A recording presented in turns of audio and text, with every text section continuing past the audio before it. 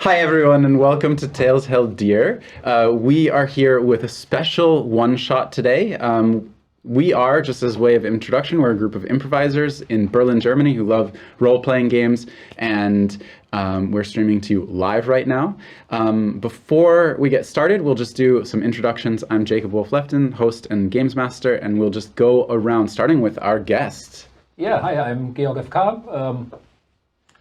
As you said, improviser, weird film, nerd person, role player. Hi. I also perform in like 2 German language actual plays. I don't know how much do you want me to say? We didn't. Yeah, we'll get those at the end. We can. Okay. Yeah. So hi, I'm Georg. Hi, I'm Tetiana. I don't have that many titles. I'm here. If you did have a title, what would it be? Mistress. No hesitation there. Mistress Tetiana. Okay, wow. Good to know. I'm Mistress Carl. Just Carl. Yeah, also a role player, improviser. I'm also here. Yeah. And just a couple of quick announcements about this show. Much of our cast is taking winter holidays, which means that our main Numenera storyline will be back in February.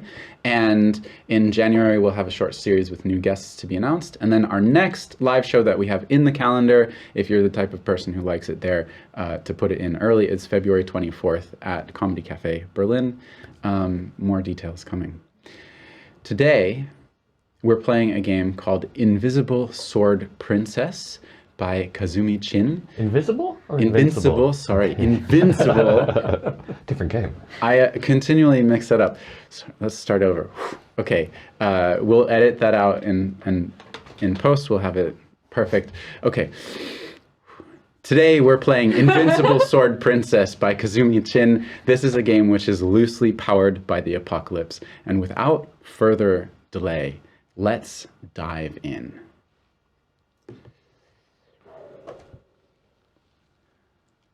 The Hollows is a vast steppe, with cold winters and cool, temperate summers with lots of bugs and growth and bountiful nature. And it's a bit of a hard life to get by here, but the people who live here, your people, have managed for centuries. And then the Empire moved in, seeing riches, seeing a place to expand.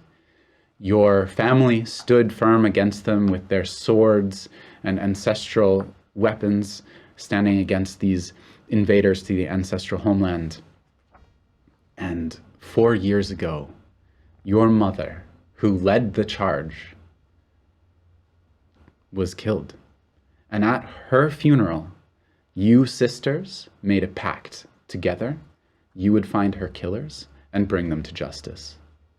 Since then, you've been training, you've been adapting, and you've been honing your skills under the cover of darkness, for your father must not know what your plans are. He would forbid it. And finally, you found where you need to go. The last known location of one of the people who you think killed your mother. This would be the colonial authority, Davin Barbok. And you know his headquarters are in one of the larger colonial towns, Brookhaven. Sort of at the edge of the territory. It's where the new train line is coming in. That's where you think he's been for the past couple of years, consolidating his power. Before we get started on the adventure, we're just going to go around to know who we are and a little bit about our characters. We're going to start here with Marla.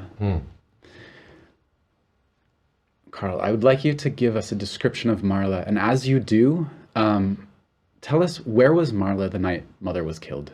Where was Marla? Yeah. Well, I'll describe her first. Marla is kind of pale, rake thin, her look is kind of trashy chic. She wears kind of smoky eye makeup. She's a chain smoker.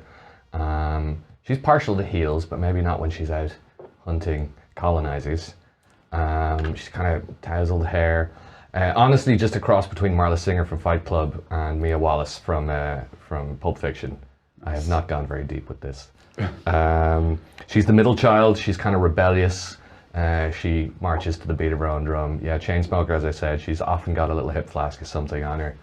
A little bit cynical and jaded, but yeah, quite an insightful middle child. Yeah.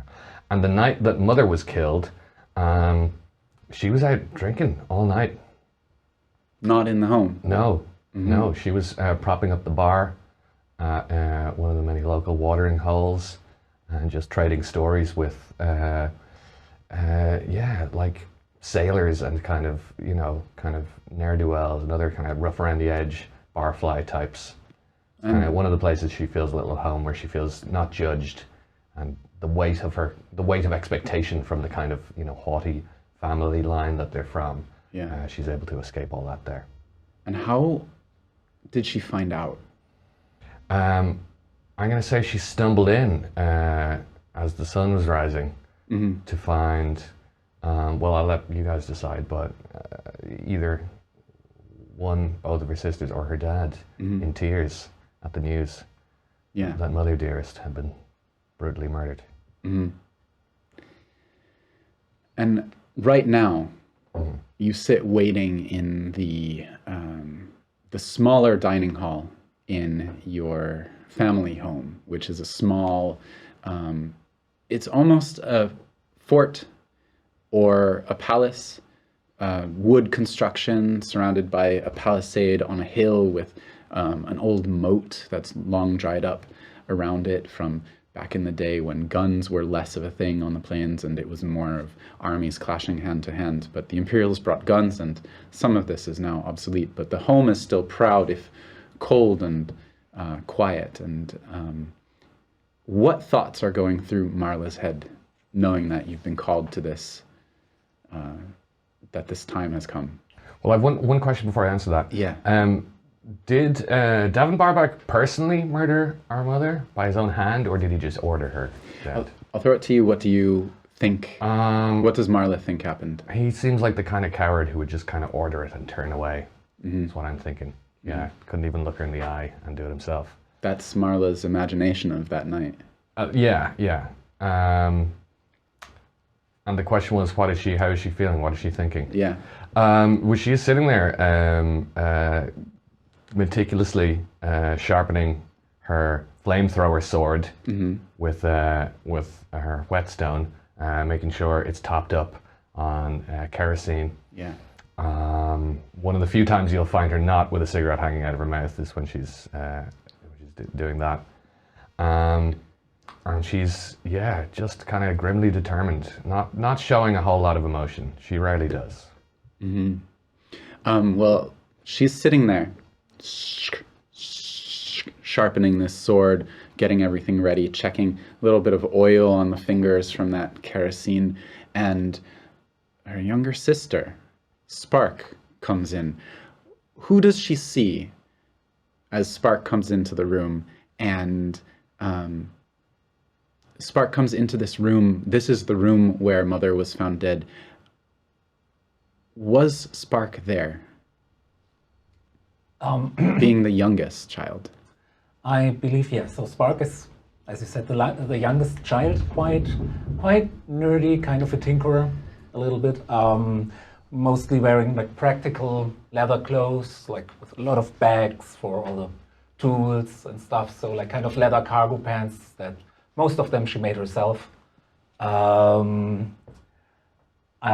believe she was probably just like tinkering in her like little shop in the shed, pretty close to where Mother was murdered, but like just hyper focused, completely working on some weird project. She was the kid who like at 5 years old would like start taking apart the family heirloom clocks and stuff like that. So, and then that age, like probably like 18, 19 years old, when Mom was killed. Yeah, no, I think she was just working, extremely focused in the shop, like completely blinders on, and probably found out a few hours later when some type of guards or like... Could it have been me?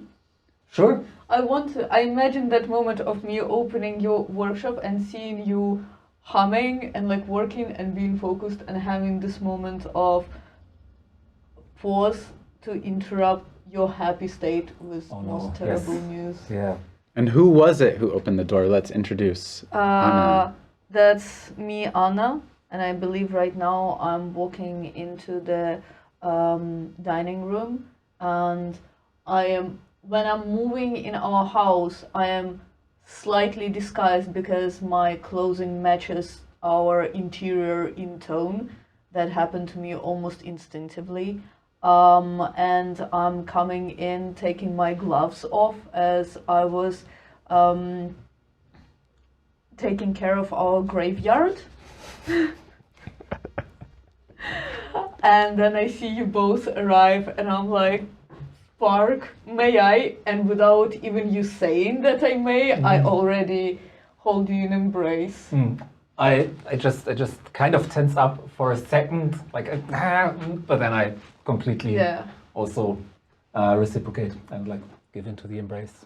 And then I do the same with Marla, and I'm doing that without asking your consent.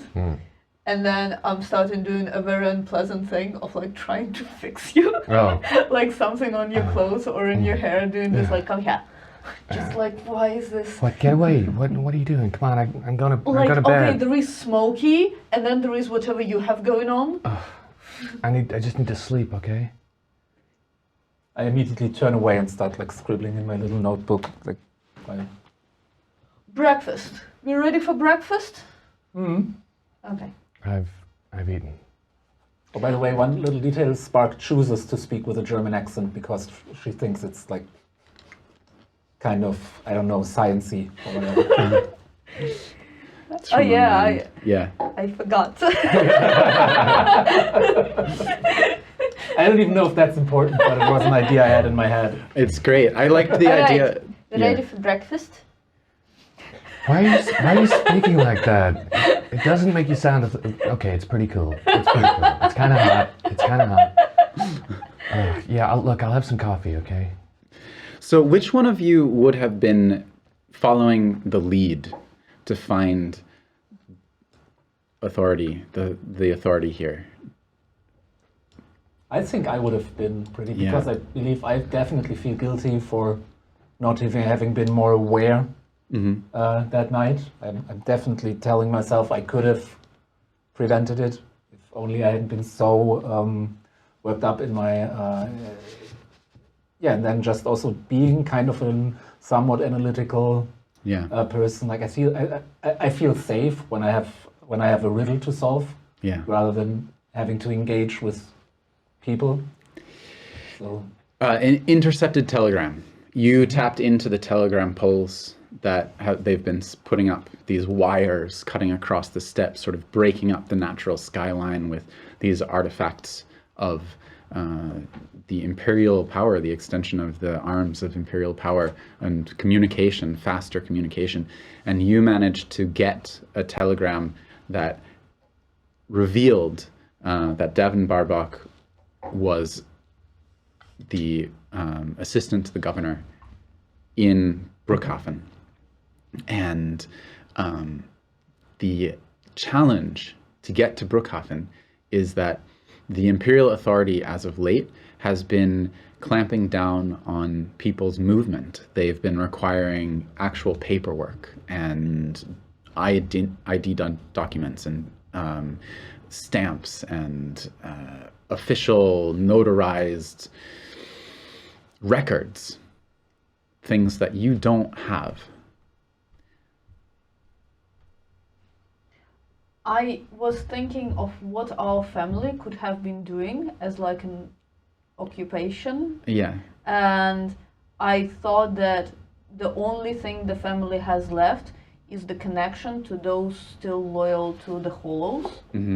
And I would assume we might have connections when we are like trying to get people out of Hollows, people who fall into unliking with the Imperium.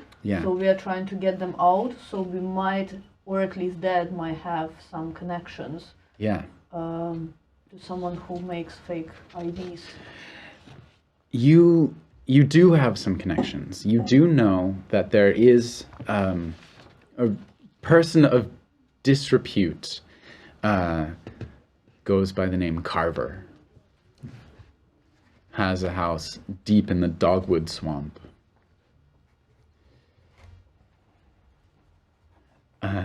Everything that you know about this person suggests that they're not a great person. They come from the Empire. They have possibly worked with some of the more soldier elements and then stayed instead of going back and stuck around. A lot of people do that. They stay, either they find a place that they like here, or they decide that they can't go back because they've been changed, or they're seeking other things, business, wealth, other opportunities here. Getting away, can't go back for some reason, and they stick around. And this guy is one of those. So, what is it that you need to get to Dogwood Swamp from here? Is it far? It's not too far. It's about a day. And there are guns, but there are no vehicles in this world. There's horses, there's carriages. Horses and carriages, yeah. Yeah. But we can assume that at least the official roads or whatever are probably guarded with Imperial checkpoints. Yes. So we need horses, we get on horses, and we know where the checkpoints are located, and around the checkpoints we're looking for the way to sneak around them. Absolutely. This isn't going to turn into a camping trip, is it? Most probably. Oh, fuck. All right. I packed your bag. Thank you. Thank you. And I am going to make like a gift bag for that guy, being like some baked goods, but also some ointments or something for what I think he needs as an elder soldier, like against arthritis or something. Okay. Yeah. Cool. So, I'm going to pack my larger hip flask. okay, mark it down. You have a gift bag and a larger hip flask. And my waterproof cigarette case. And a waterproof cigarette case. Is there anything else that you want to pack? Anti-mosquito net. Yeah. I was going to say maybe I have some like homebrewed mosquito repellent. Ooh, that's nice. I mean, I can bring some cigars. I actually will not say no to that. Cool. You head for the Let me exit. wrap them. You're heading toward the exit of your compound, basically. And as you're getting the horses ready, you see the gate is open already, and they're silhouetted in the gate is the sort of slightly, you would recognize the silhouette anywhere. Used to be a proud man, broad shoulders, now stooped a little bit, sad, a lot of weight to carry, a lot of responsibility, a lot of loss and pain. It's your father standing there. He turns to you, is sort of gone hard gray in the last years. The lines of worry and weariness in his face, and he turns to you. You're all heading out together. Where are you going? I'm looking at the other sisters. They're dragging me camping for old time's sake.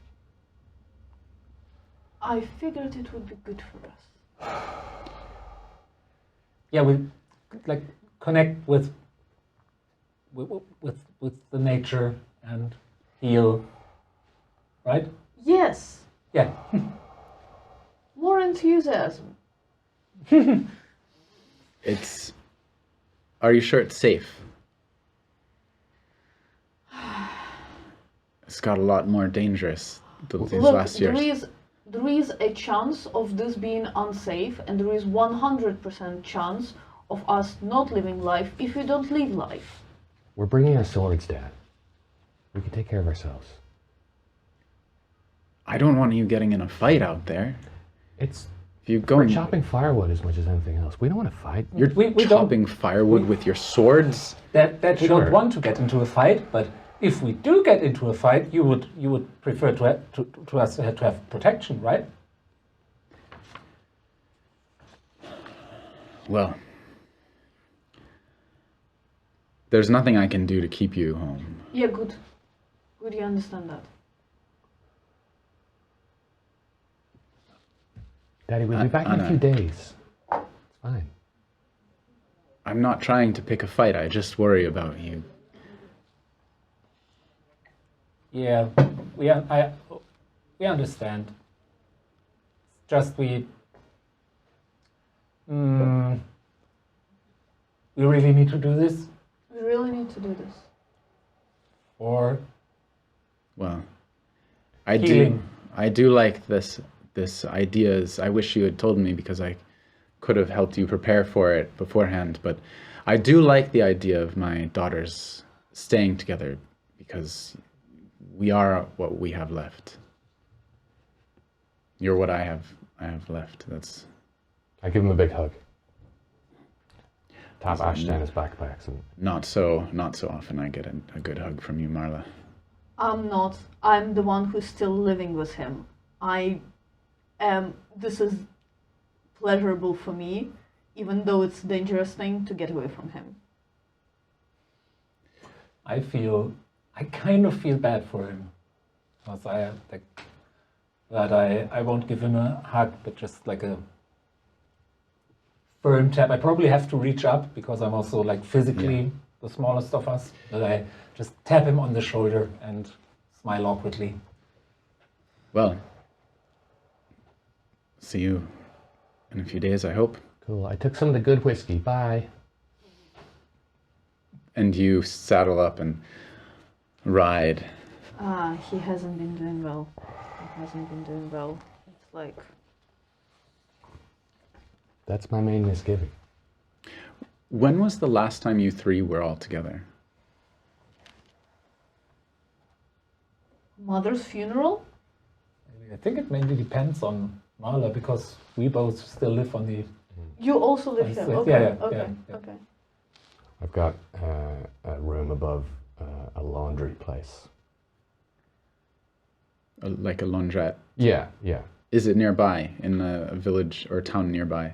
It's in the bad part of town, on the other side of town. So walkable, but Yeah. yeah, I don't come into the fancy part much. Mm-hmm.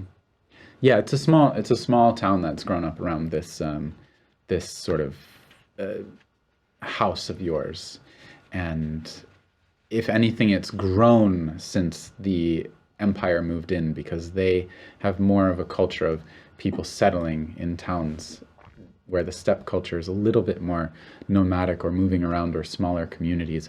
And you pass some of them today. You pass through some small communities. You get noticed by people who see you passing because you are from a notable family and your swords on your backs or sides. Do you want to take a moment to describe what your swords look like? We'll go here, starting with Spark. My sword is also like myself, relatively small and thin. It almost. I'd say it almost looks like more like a pretty like strong straight wire with a like hilt or a handguard attached to it. Almost like an épée. I don't know what that is, but probably like a sport fencing weapon. Yes, just exactly. This thin thing with a guard. Yeah, and also like very, very simple. I painted the handguard in a like hot pink, but other than that, it's like very like no frills. Jesus. Yeah, no frills. Mm-hmm. Yeah. I usually can't speak English. Yeah, so very simple and should we? Yeah, it has a little crank at the bottom that I can wind up to charge it with electrical energy. Nice. And it will hold that energy for quite a while, and then I can release it. Yeah. If need be. My sword is a classic one, and depending on its mood, it is either more or less translucent. And its name is Glassblade. Glassblade. It actually shines like glass somewhat. When you hold it up, you can kind of see through it. I'm the one wielding that because Mom trusted that I will be the one not to break it. Delicate but fierce blade. Marla. Marla's sword, like Marla, is double-edged. And yeah, just a standard, I don't know what you call it, standard broadsword kind of, two-handed. But then on the other side, you flip it around. And it's got a flamethrower. Does it shoot the flames down the length of the blade, or that would melt the blade? The other side. Yeah, the other side. The very hot flames. Yeah. Okay. Like 1500 degrees. That's quite close to your hands. Apparently, when you get killed by a flamethrower, you don't feel anything because it immolates your nerve endings before the signal reaches your brain. The And more you suffocate. know. Yeah. It's kind of pleasant to It like know. cooks your bone marrow before you know what's going on. Yeah. Hey. It's a real thing. All right. And Marla does not have a name for her sword. It's a fucking sword. Okay. So, you head out. You catch the glances of people watching you go. Unusual to see the three sisters from the ruling family of this village together. Are we too noticeable? I don't think there's much we can do about it. Cloaks? I'll turn my leopard print inside out. Who wants to sort of, this is your prompting, so I would like to provoke a roll to avoid danger, which means that you're going to use your Invincible stat to try to disguise yourself as you see people watching you, because this village is not just people who are sympathetic to you, but it also has people who appreciate what the Empire has brought, and some Imperials have moved in here as well. There is an Imperial bureaucracy that is establishing itself. In order for you to keep your home, in order for your father to stay here, he had to acquiesce to certain demands, or else he would have lost more than just your mother. And so as you ride through the town, you throw some cloaks over you. Roll to avoid danger. Let's go through this, how this works. You have your stat, which gives you a certain number of dice, 2 dice. And then if you have any bonus, you can add a bonus to it. So if you're prepared, or if you're getting assistance or playing your role. I would love us to get assistance, if we can, from someone who's loyal to the family. It would be from one of you. Who would then expose themselves to the repercussions as well. I can assist. So, do I need to do anything? What do you do to assist this disguising? Well, I've got my makeup compact and stuff, you know. Yeah. I'm handy enough with that. Sort of different clothes. Yeah, so I've got all sorts of things in my handbag. I've got spare Great. tights, you know, eyeliner pens. Nice. Whatever you need. It's a mess, but I can reach in and grab. Nothing will disguise us better than the ties we'll put on our hands. There you go. There you go. So add another die, and then I would say your role is the caretaker in the family, right? Yeah. So add another die for that. Oh my. This is going to be a normal difficulty, so 4, 5, and 6 are successes. There are no successes in it. No successes.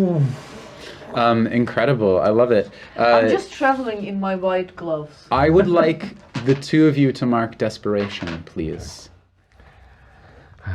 I'm sorry. I'm a little tipsier than I thought. No successes. Incredible. So you head out, and all of a sudden it hits you as you're halfway through the town. You notice people talking to you. You realize, let's put on our cloaks. And this moment of realizing we're doing it, we're actually going to do it, hits, and some sort of nerves come up inside, and you get this feeling of panic. And you also, as you're exiting the town, you pass directly by the sort of local imperial mayor, whose name is Sandy Garfinkel. Names are hard, folks. Sandy, who's a kind person in general, but holds the imperial laws, passes with a troop of imperial soldiers. Is he originally from the Empire? Yeah, Sandy is an imperial. Yeah, from the House of Garfinkel. And passes, sees you passing, puts up a hand. Oh, Anna. Mr. Garfinkel. And your sisters, who's, I'm sorry, your names escape my mind at the moment, and my apologies. That's fine, no worries. Out for a trip? Yes. Family gathering. Okay, good. You're armed for bear. Excuse me, 3 ladies traveling the roads. Imperium takes care of all of us. Keeps us safe, but you know, roads. Well, from a distinguished family like yours, you could come to us and ask for an escort. We would be happy to do that for you. Where are you going? We're going camping. It's a tradition. Our mother used to bring us. We're trying to keep the tradition alive. Is this one of your ceremonies? These things that it's not entirely sanctioned. I mean, you know, we might do a few affirmations around the campfire, but it's nothing official. And whose land are you going on? The land of the Imperium? Like everything under us? Do you have a permit? Sorry, Mayor Garfinkel, are we being questioned? Just trying to make sure that you and us are on the up and up. Oh yeah, we are. We are totally on the up and up with the Empire. Are there laws against camping now? I didn't catch that one. Well, if you're camping on Imperial land, you need a permit. You can come down my office and apply for a permit, and we'll get it to you in the next couple of days. Oh, but we're already on our way. Yeah, it feels like the kind of thing that we could probably do retroactively. I don't see much hassling. I'm sorry. The weather's going to turn in the next couple days, you know? Ma'am, we have rules. And we are mourning the loss of our mother. I don't know if you know what that's like. That was regrettable, but years ago. Your mother is still with us, I hope? Do any of you want to roll for insight or anything Yes. like this? Yeah. Or you could try another roll to avoid danger. Insight is my jam. Great. So just keep in mind the things that you can do. This seems like a rising danger here. How could I get them to? Not good at social Or what's the best way to? Yeah. Or what's really going on here? I don't know. How can I get them to just let us camp? Let us go. So what do I roll? Roll your princess stat plus. So 3 dice if I have a 3. That would be 3 dice. Plus if you have any bonuses. If you're getting assistance or if you're playing your role. I think I'm playing my role. The rebellious role. Yeah. Can I assist that by provoking him a bit? How would you provoke him? I would make my horse come a bit closer and talk to him. Mayor Garfunkel? Mayor is an elected position, isn't it? Roll your Give me that insight while you're... Yeah. What do I need? This is a normal difficulty. 4s, 5s, and 6s. Got a 4, a 5, and 3 1s. A 4, a 5, and 3 1s. Okay, so you can ask one of these questions on the insight list. Yeah, how can I get them to just let us pass without a permit? Pass without a permit. The mayor is a kind but bribable man. He's in a group of soldiers who are watching, but if you were to take him aside and bribe him, could work in your favor. Okay. Mayor, can I have a quick word? I need to talk through the ins and outs of how these permits work. Of course, yes. Do you want to come with? Okay. You kind of use your horse to cut the mayor off from the soldiers because he's approached you and you kind of move the horse around. The captain of the soldiers is sort of like standing there nervously, like adjusts his weapon and looks to his men. So Garfinkel, you know, I understand the main obstacle here is the administrative fee. I'm not a morning person. I don't want to have to go down to the offices. You want to just maybe put the fee forward for me, and I hand him some cash. What do you have to hand him from your... Well, so I have my handbag of all sorts of crap. Yeah. What is the currency in this world? I mean, the Imperials work with cash, of course, but if you have something nice that you could remove from your inventory as a cost. I have fancy whiskey. There you go. I was like, my father gave me this hip flask of beautiful Balvenie double wood. I don't have any cash on me. If you want to hold this, and you know, maybe we'll come by with the cash sometime, or maybe you just drink the whiskey and we forget about it. Well, a man like you looks like he really appreciated a good single malt. I can certainly hold this for you, and you know what? How about, because your family and the administration of the town were such good friends, the paperwork, it can be a bit confusing. I will take care of that permit for you, and when you come back, we'll settle up with the rest of the fees and your signature at the bottom, okay? But I'll have it all on file with a temporary approval. Until then, I think I can do that. I knew you'd come around. I blow smoke in his face and then kiss him on the cheek, leaving a big lipstick mark. He turns like bright red as your horses move away, and the captain of the guard sees him with this big kiss mark on his cheek as he's trying to take this bottle and put it in like a satchel that he's wearing and hide it away. And the captain, as you're moving off, you hear the captain say, Mayor, a word please, as they move down the street away from you and you head out. I have a question. As we were standing there, the soldiers, were they from Hallows or were they from Imperial? I would imagine I would be standing and like daggers in the eyes of the soldier and like looking for those who might be from Hollows, like whether there are, to identify whether there are people from Hollows who now take service in the army of Imperial. Yeah.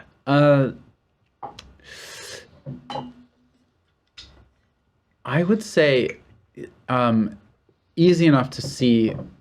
Most of the soldiers aren't Imperial, just in haircut, in facial hair, in skin tone, in the way that they hold themselves. And there's a couple of people who you mark skin tone wise and their hair, and a couple of like decorations that they're still allowed to have for individuality within the Imperial forces.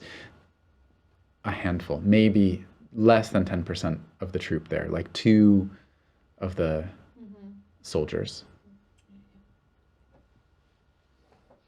Yeah, it's kind of the same question, but like, would we know any of these people? Would we have history with any of them? These ones? Friends or lovers of any of them at any point?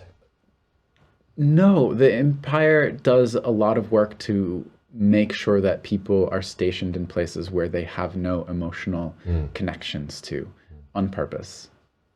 Would maybe one of these soldiers have stumbled into one of the dive bars that I frequent at some point? Yes, absolutely. We'll just say, yeah. Who is it? Tell me about them. He's kind of a meek character. Yeah. Who loves a drink. He only really opens up after drink number 3. And, you know, I don't like really fraternizing with Imperial scum, but he's just kind of cute, you know, and sometimes it's 4 a.m. you make a bad decision, you know. I feel like we've shacked up in in the men's room at some point. Couple of bad decisions. A couple of times, probably. Yeah. We there's a chemistry there that's kind of undeniable, and against my better judgment, we boned. Do you have a name for him? His name is Calvin. Calvin. Yeah. Calvin, and he's just such a sweet boy. And to see him standing there in this uniform holding a weapon, it always has a little bit of dissonance, because you could never imagine him actually committing an act of violence. Looks pretty cute in that uniform, though, I gotta admit. Yeah, but he's there sort of like watching you go and like averting his eyes when you make eye contact with him. I also, something in my look, it's like, I'm not proud of myself, he's the enemy. Yeah. But again, it's been a tough couple of years for Marla. You're the youngest. Yeah. How does it feel to see your older sisters navigate the world like this? What's going through your head?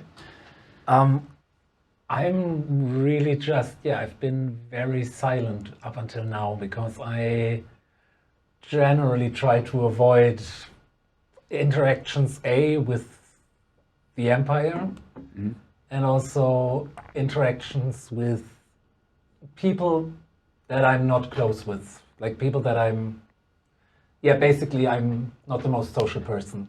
Yeah. So I was just really I was barely holding it together. I was under a lot of stress. Yeah. And I'm probably even breathing a sigh of relief that is a little too intense. Just in the sense of if some of the soldiers are looking closely, might look suspicious. As you're on your way, it's not just the soldiers, your sisters clock it also. Oh, that was a lot, huh? I imagine us just out of there. It's unpleasant. And it's unpleasant to see people born in hollows taking on that uniform. There were some people born in hollows there?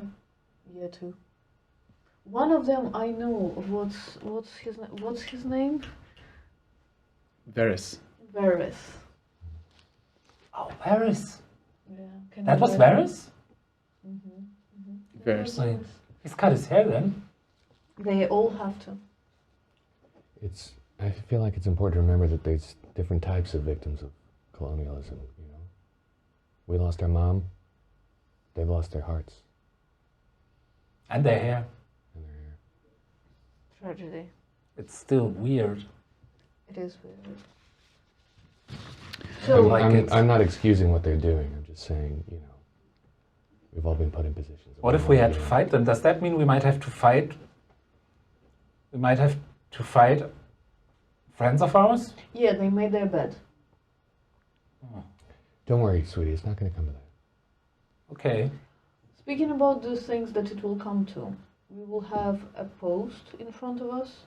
Ideally, if we arrive to it before evening, I will go invisible and try to shovel a path for us. Are there fences? No, there's no fences. There's just main roads and then difficult terrain to cross and patrolling soldiers. So this is what I offer us to do. When we arrive to the post, I go invisible, I find a path for us through the difficult terrain, and then we go through it, either on horses if possible, or let the horses Is this like an outpost? What do you mean by post? There are outposts. But why do we have to go invisible and go without us? Can't we just look for a path through the prairie together? Sure. You're just saying you can scout ahead if we need you to. Yeah. Cool. Okay. If we do it at night, then I can probably navigate by using the stars. Make sure we don't get lost. It is. I didn't know you could do that. I can. I mean, I've never used it for navigation. It feels I've like memorized all the constellations and the way they move. So it just feels like a very outdoorsy skill, and I'm pleasantly surprised. Well, you don't have to go so far outdoors. Also, I don't mind the outdoors. if I can sleep at home. I'm just saying, a bit of fresh air might do miracles to your sleep schedule. And don't let me even start with that. Why don't I'm you just not a morning person, okay? Yeah, why don't you just get off both of our backs just for a day? We've got a mission here. We can't all be the perfect daughter, all right? You know when you're really focused on your work and you're really passionate about it, you reach a different state in your a different state in your mind. And if I don't seize on that right when I'm about to solve a problem, if it took me 10 hours to get to that point where I'm about to solve a problem, and then I go to bed, then I'll have to do all those 10 hours again the next day, and what then?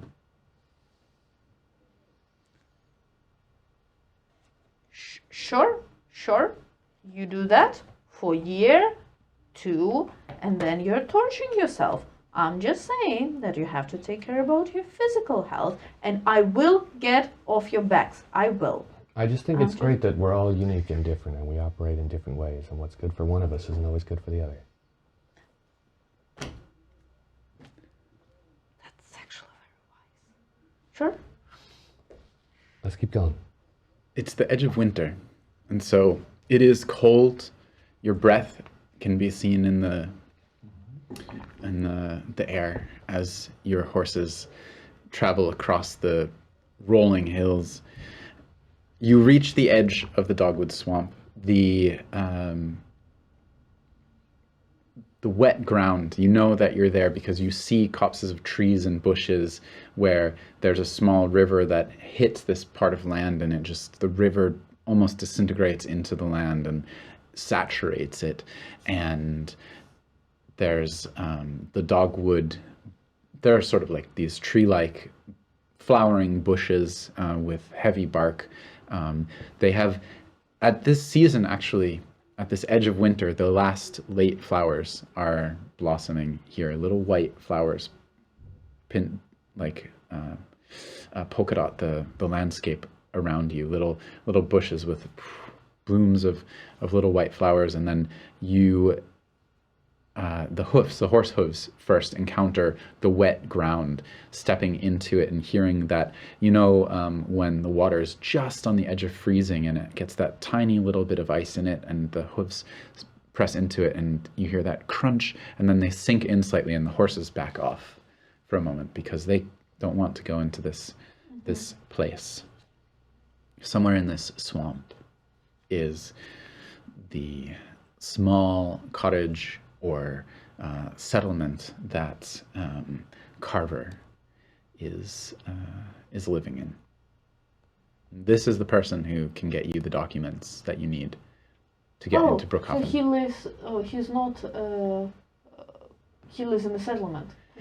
You don't know exactly what it is. It's probably not a solitary house out here. There might be other folks around him, but you don't know the settlements in this area so well. Do we need to be cautious here? Do we need to be surreptitious, or can we just kind of wander in? The Dogwood Swamp is known for its sucking mud. It's there's poisonous ivies and other plants that will give you rashes or tangle you. There's alligators. It is not a safe place. There are pathways through it, but it's not easy. But we don't look out for guards and stuff necessarily. You may. There's other groups of people here who are not within your family's tribe, for lack of a better word, who might be hostile. There's reports of people who've come into the swamp fleeing Imperials, like sort of armed rebel groups. There's reports of bandit groups who've come into the swamps as well to take refuge. There's reports of possible prospecting and mining going on here, that there might be some resource that the Empire likes to import that people are able to extract. So it's not the safest place. No. So our number one danger is that, like, we get spotted by someone who reports to the Imperium. Yeah? So it's maybe time to pull out your eyeshadow. Again? Yeah. All right. And the cloaks, and Okay. maybe we want to exit the main road. Mm-hmm. Well, Maybe we can even like camouflage us a little bit, like cut up some plants, attach them to our cloaks. I mean, we can refer to Mayor Garfinkel. He's processing our paperwork. Our permit is pending. I feel like if we're seen with like branches in our hair and caught, it's a lot more suspect. That's the Yeah, camping I mean, trip. if they see us with that, then yes, but they might not see us because we have branches on us. I just pull out my sword, touch it, and go invisible. Yeah, that's a good idea. I mean, I know that you can go invisible, but I'm still shocked because it's like. Does your horse go invisible as well? It's an invisibility. It's less of like visual invisibility and more of like just a don't notice me field. Oh. Right? The eyes slide off and they ignore that.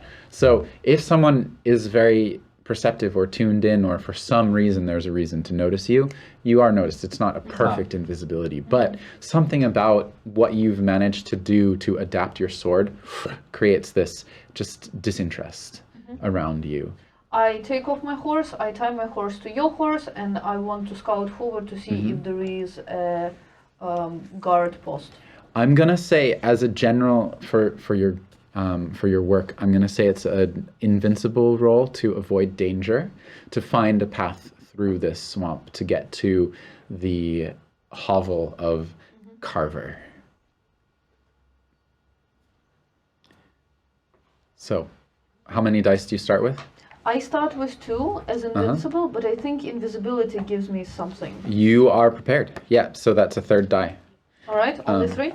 I would say 3 because you're not acting on insight here. I don't think either one of us can assist. Because Yeah. Does our desperation do anything here? You can use desperation to discover a weakness or a pathway. You can get rid of it that way.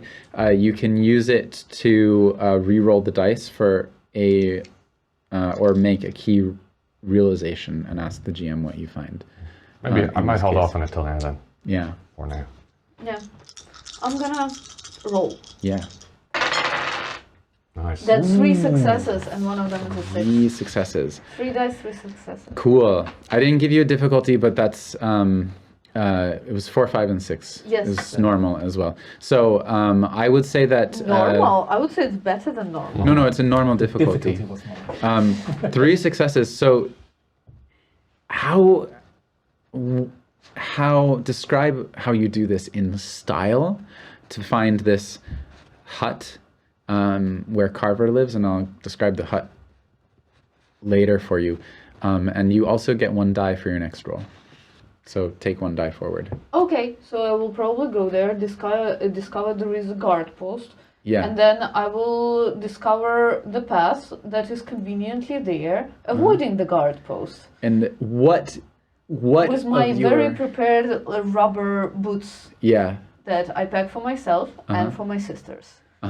And you have this moment of this beautiful moment of like, this is an outpost. They're not Imperial Guards exactly. They're a lot of folks from the Empire, but they seem to be dressed as kind of like some other sort of private militia or guard. They seem to be associated with each other, but they're not wearing...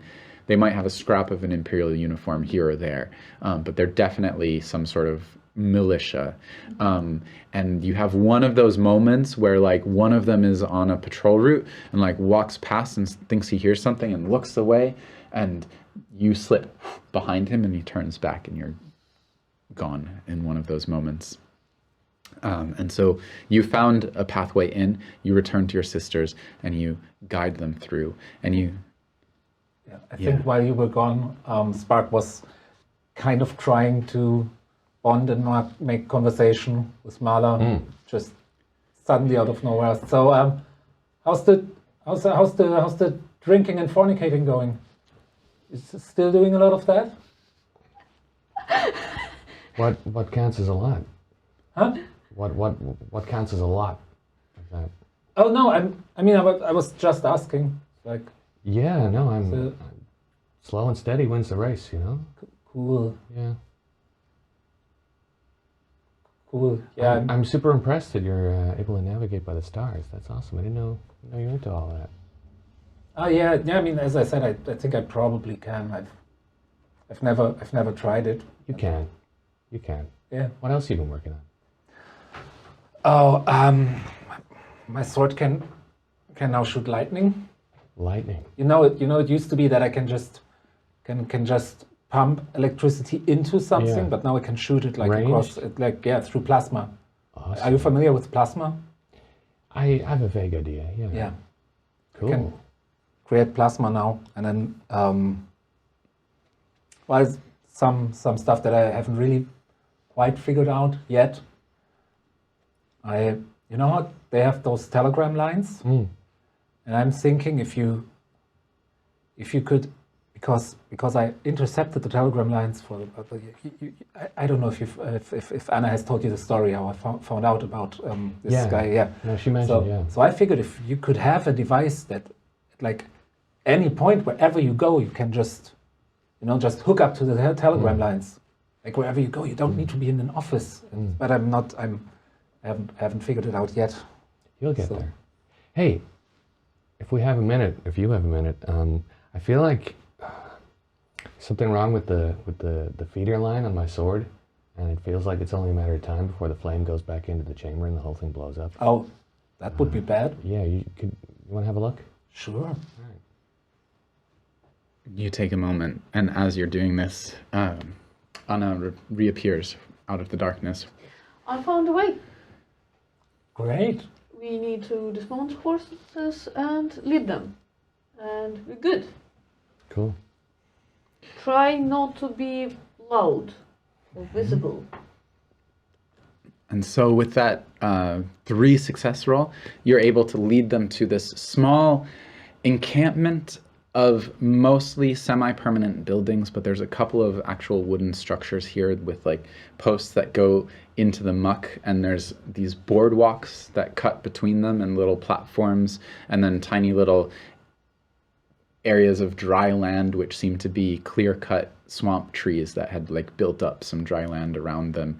And you get here inside this sort of guard perimeter, and there is, you can see several of the huts have light on, but one of them seems to be like a main kind of building, a place where gatherings or leadership would be, and you can hear voices and laughter coming from inside. And that seems like a place to go to find this carver. On the way, I try to talk to Spark. Oh. And I'm like, Spark, Mm. I have an ask of you. Okay. Can you please talk to Marla? Oh, I talked to Marla when we were. Okay, what's Why? going on with her? Oh, I think just the usual. Yeah, see, I'm anxious. Why? I don't know what's going on with her, and she's... Oh, she's just hanging around in a lot of bars, just meeting people, lovers. Yeah, I can't put my finger, like, the normal state of Marla chaos is here, yeah, and it looks chaotic if it's normal or where it's not normal, yeah, and I can't tell, and she won't talk to me. Okay. Yeah, you don't need to report to me. I just want you to check. Yeah, if no, she's I okay. understand. You care about your sisters, right? We all care about each other. Why are you rolling your eyes like that? Yeah. Yeah, like, my life will be easier if you would assist me in what I'm doing. Generally, What? not you, but like generally. What are you doing? What should I assist you in? Like, no, yeah. This is it. Just like I'm annoyed that, like, I wish Marla well. Yeah. Yeah. Hey, what are you guys talking about? Boats. Boats? Anna is Good. just concerned. By what? I think it's the building with the lights. No? It must be the building with the lights. Where should we tie the horses? There's like a place where there's a couple of horses tied already. You tie the horses up and you head to the building with lights, and outside there's a guy sitting there in a chair. He's got some sort of rifle across his legs. Welcome to Farden Lake, everyone's favorite holiday home. Yes, we've heard the swamp is beautiful this time of year. It's exceptionally keeps you sharp. As he breathes out, you see this just like cloud of moisture in the cold air. Care for a smoke? Delightful. I don't mind if I do. Can I have one too, Marla? No. Hey, You don't want to start on these things. They'll kill you. She's right.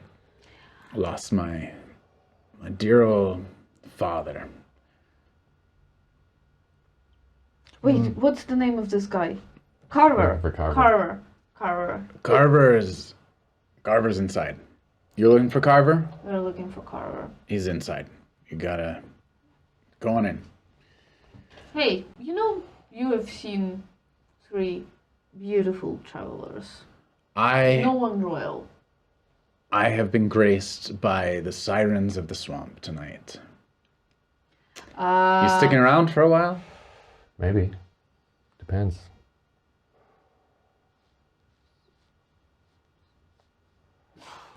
We got some business to attend to first. Let's see how it goes first. Spoken for already. Ordered or something. Nobody speaks for me. Nobody told me. What? Surprise visit of the sirens. Oh, okay. Well, if Carver is expecting you, that's fine. Go on. And you enter like some kind of beer hall in a way. Looks like beer hall and business, and there's a couple of benches, and then in the back there's like a table with a scale on it for weighing small things. There's a couple of people there. There's 2 folks who are dressed in this rough sort of mercenary garb. There's one man behind the table who looks like he's commanding the presence of the room, and 2 people who are dressed kind of in finery at the table seem to be doing some sort of business deal, and there is a stack of cash on the table. And you can make insight rolls at this moment. I would love to know who these fancy people are. Yeah. Who's you can all make an insight roll if you want, or you can just have one person do it. I mean, I'm very bad at insight. I'm very good. I'll definitely do it, but Yeah. I'll just ask Anna, what was all that siren stuff about? We just checked whether we both agree that he hasn't seen us. Oh, okay. There's siren. 445. Wow. Okay. You have +1 die forward from your previous roll. You get +1 for your next one, and I think you get to ask 2 questions on the insight list. Me? Yeah. Cool. 4 or 5? Cool. I mean, I'll also just roll. If I don't, like, I might have negative consequences, correct? You could get negative consequences. Yeah. I'll literally roll that dice. It's a 4. 4. Cool. So you do get it's some good, some bad for you. So let's start with Marla. Walks in and feels right at home somehow. What's really going on here, and who's behind this are my 2 questions. Yeah. So very clearly you can see that Carver, this person who is presumably Carver is behind this, and what's going on is that they seem to be doing some sort of mining operation, mineral or resource extraction from the swamp. It does not look clean. It does not look safe. It does not look healthy for the environment. And it seems like the people working here are, these are armed people, and they seem to be in an enforcement position of whatever is going on to do the work here. That's the one thing you get. And then the second thing you get looking at these folks in the finery, they seem to be from a merchant company from the Empire sent out here. And generally merchants who deal with folks like this, there might be some sort of shady business going on, smuggling or something else like this. This does not look like a legit establishment of a business. Cool. Add +1 die to your next roll. Okay. So my question is, anyone but Carver, is there anyone who might recognize us? So this is sort of like, what should I be on the lookout for? Yeah. In a way. If they're Imperial merchants, maybe, maybe not. Yeah. You're not concerned, so like you think people in here, if they sensed that they could make a buck, would sell you out. That's what you would be on the lookout for. Is Yeah, question. Do I think they would Yeah. recognize us? to recognize you. You're in the Empire's position. This is mostly Imperials in this room. You are minor nobles from the edges of the Empire, barely even register a blip. Unlikely. Highly unlikely. Unless they've been through your town or had dealings with your family. Pretty unlikely. And no, you don't recognize anyone in this room. We're wearing cloaks, so I'm gonna talk with less of a Hochdeutsch Yeah. and more of like simple accent. Uh-huh. Hey, Carver, okay. So I'm here to do some business. Should I wait in line? Right. More business. Isn't that great? Let's pause there as that's happening, Spark. You walk in. What's your question? My question, because the really relevant questions I've been asked, but I also think what Spark is wondering is, sorry, I touched my mic. I hope bad discipline. No, I think who's behind this, and maybe if that's okay, more in the sense of like, how does this work? Yeah. Like what parties are involved and what factions and how are they positioned towards each other? Yeah. So what you see immediately, significant deference to Carver. You see these merchants are here under the grace of money, and that's what's letting them be here. And Carver seems to, you see just this greed in his eye. And as you walk in, all the eyes in the room move to your group, and specifically Spark. What are you really feeling as you walk into this space? Because it is written on the outside. I am equally fascinated and incredibly anxious.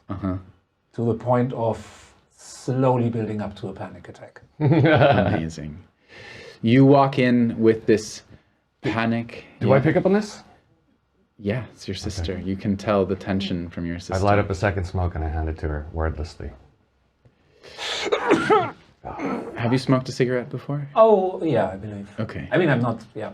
I instantly regret. kind of like retcon, I think I was about 14, 15 when our mother died, but like, yeah.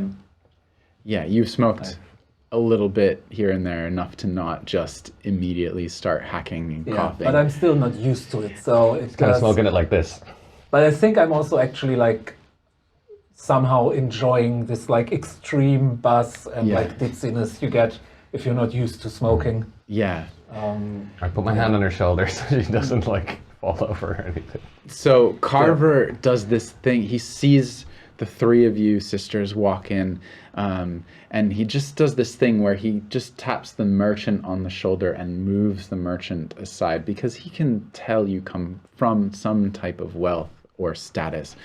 And he says, "Welcome to my humble establishment. What kind of business can we do?" Humble, is it? All right. And we're gonna go and take our break right here at the edge of this moment with Carver.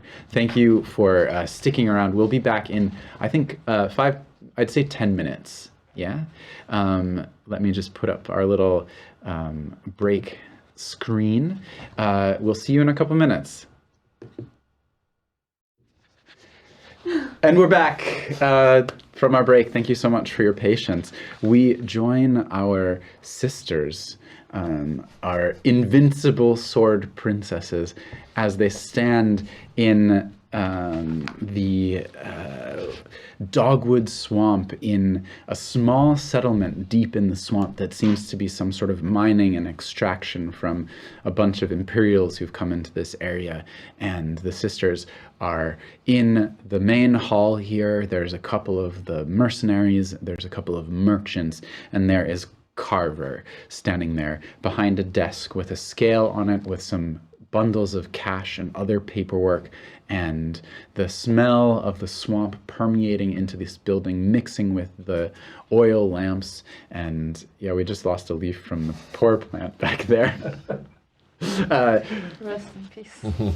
Mixing with the oil lamps and the booze in this place, mostly hard liquor, and So the floor is sticky. it's you know those bars you go into and you walk through them and the floors, it's a little bit, there's patches like that in here. There's also patches where there's a unusual stain on the floor of a sort of like old brownish color, places where it looks a little bit broken in a wall, a kind of like fist-shaped impact. Not the coziest of places, but there are some like furs and attempts at cushions in a couple of corners and on a couple of benches in here. And Carver has just watched you walk in. He brushes the merchants aside, and he can see some of you actually have a desperation status, and he can almost smell the desperation on you. You get that sense as he looks at you. Welcome, welcome, welcome to our humble encampment. What could I possibly do? You've come for business, you say. I look at Sorry, cards. Game Master. Yes. Speaking of desperation, are there any Yes. repercussions for me just having had one success on the inside roll earlier? I got to ask you how you feel on the outside. Oh, that was That okay. was the. Thank That you, was sorry. yeah. Don't you worry. I look at Carver and I think, you fucking hyena. And on the outside, I'm trying to pretend like I'm not noble. I'm just like, just a usual nobody doing shady business. How does that suit your personality? Very badly. Very badly. Like Marla Incredible. would be so way much better than me, but because I'm like the older one, I tend to like take responsibility and try it even though I'm not good at it. Mm-hmm. Yeah, so Carver, we wanted to discuss kind of deal with you. A deal? I am all about deals. Maybe we can have your ear in private. Oh, that kind of deal. Yes, that kind of deal. That kind of deal. Spark is really trying hard to look cool smoking to the point where she just burns her fingers because this cigarette has burned her. I feel like that describes a lot of different types of deals that might happen in private. Everyone out! He shouts into the room, and the other mercenaries, the two other mercenaries who are just sort of lounging there, stand up and start. And the merchant who's there, but we were just.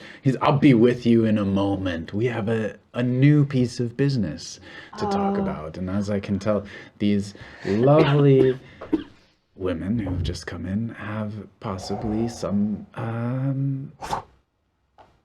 cash on hand or something to share. So I don't like that he does it so loud and so like giving us status. I'm like, I tried to shoot him a glance about that. Who's this fuck? He seems to be completely in his element here, in control, and just it's that greed coming through right plain on the face. He just, I'll be with you in a minute. If you would kindly wait outside. And the merchant starts it. But please, look, we're trying to finish up our dealings. And Carver nods to one of the other mercenaries who's about to walk out. And the guy just walks over and grabs the merchant, who's like, okay, fine. I will. And sort of like drags him out. wow. Door slams. It's empty in here. Carver, you surely didn't have to. Well, it's not so often that I get 3 beautiful women appearing out of the swamp. Sirens. Is that so? Well, what can I do for you? Question what we can do for you. Maybe this will improve your life in this awfully humid climate. What do you hand him? A gift box. Like a basket with like Describe nice for me things. the gift box. Oh boy. This is like a corporate gift box with like A corporate gift box. Moisturizer. yeah. In a bed of kind of fake hay. yeah. But real hay, because you have real hay. Probably real hay. Yeah. With some whiskey, ointment for his joints. But like a small bottle of whiskey or a full bottle? Small bottle. I don't bottle. know. Full bottle of whiskey. Okay. Yeah. It's like nice things. It's not full of and, honey. An envelope. Not full anymore? No, I found it in your thing. This is great. So it's like half whiskey, half tea. I didn't even refill it. Yeah, I don't know about it.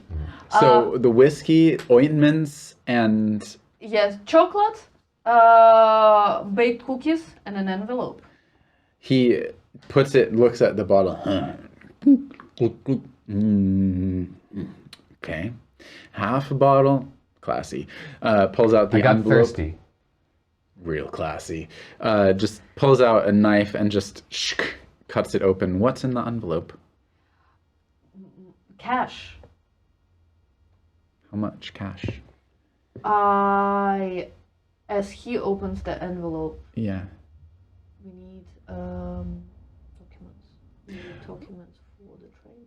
Of your possessions, what possession do you give up in order to transfer that amount of cash to someone else? What possession? Yeah. What did you have to give up in order to have raw cash on hand? Can we have planned for this together? Sure, you can both give up something to get enough cash. Is I don't this, really need my opium. I mean, I like it. Sold some opium. Yeah, sure.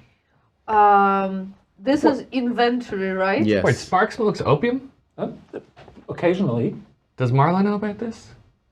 Probably not. Okay. Actually. Okay. Secret, I Okay. like it. Okay. So I wouldn't sell the family ring, so I would... You know what? In that envelope, it's not even cash, it just... I've got. the watch. The watch. Chain watch, the clock. The pocket watch that was expensive. Just the pocket watch. And cash that you got from the open. If we're pooling resources, I've got some nice cigars and like a silver cigarette case. In the gift basket, then. I'll put the cigars in, yeah. Yeah. Now this is mighty, mighty thoughtful. We need good papers. You getting out of town? Or getting into town? Carver? Where are you going? Carver? Our business is our own. I gotta We know need what. papers. I gotta know what direction you're going. Brookhaven. Brookhoff. Brookhaven. Ah, the hub. You're looking to get in Empire Word. Giving up? You giving up? Life is too hard out here for you? Yeah, I've got a date there. Really? My sisters are chaperoning me. We're real close. Yeah. I would like a Defy Danger roll. Who's leading it? A what roll? A Defy Danger roll. Not my I forte. can do it. I think, yeah. I'm going to tell you, because you said that this is not your element, it is a difficult roll, so your successes are on 5s and 6s. You have preparation, so you add a die. You have help. Are you helping? I'll help. I feel like Marla is helping a lot. Defy danger against, like, I'm wondering if and how I could help. This is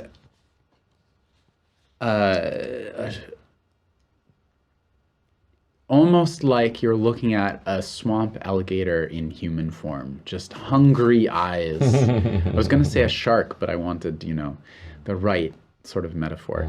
Just hungry eyes laying in wait for the right moment to just take. And you get that energy from this guy. And he sees what you've brought him. And then he looks at you. And you can see a calculation behind his eyes of like, how much more do they have? He's putting pieces together. Your faces may not be known, but 3 sisters carrying swords. No, I don't think I can help with that. I look pretty trashy. I'm smoking filterless cigarettes. My makeup needs a... You hear that, Berlin? That's trashy. I'm looking very Berlin. Yeah. I don't present as a rich girl. Yeah. But maybe you do, I don't know. I try not to, but I do. But you do, that's why you're getting this. I feel like it's helping. Yeah. Okay, so I have 4 dice. Yeah, 5s and 6s. 1 5. 1 5. Beautiful.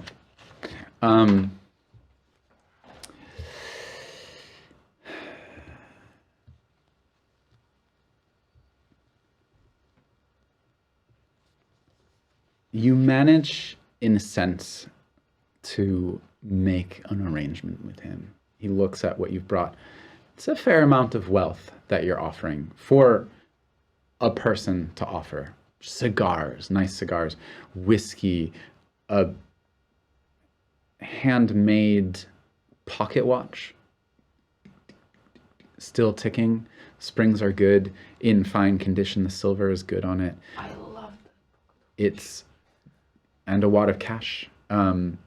It doesn't match, the pile of cash that he was talking about with the merchants, but they're probably talking about heavy amounts of goods. But it's not a perfect.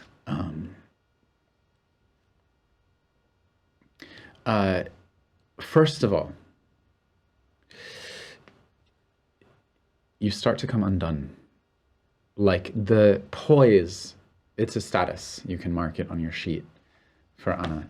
The status that you have, the sort of like effort of stooping to this guy's level, of making this deal, it takes some of that princessness of yours, and it's like your hair is falling out of its braids and your makeup is smeared, and just it's all of these, whatever visually or emotionally is happening that has you losing touch with the groundedness, the serenity, the power that you get from being a princess.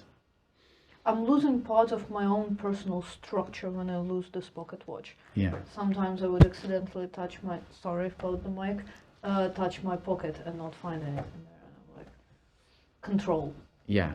What time is it? Being just managing an estate alongside your father. This time is controlling your time and your day is important, and you feel a part of you begin to unravel in this way when you hand it over. You fail to notice that this guy knows who you are. I mean, you give him fake names for the papers, and he fills them out. But you're pretty you're pretty sure that you've done this right. And what you fail to notice as he completes the paperwork for you, or has his guy do it because he's not doing that forgery himself, is the side conversation that he has with one of his other people. And they look at you, they sort of like confer and look each of you over and make a note of who you are and your faces. A couple of notes, hand passes. Someone slips out of the encampment in the darkness. You don't notice that.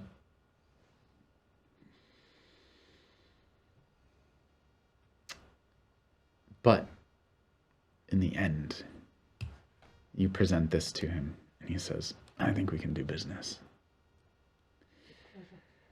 It's going to take a couple of hours to put these together. We're going to need to fabricate some details,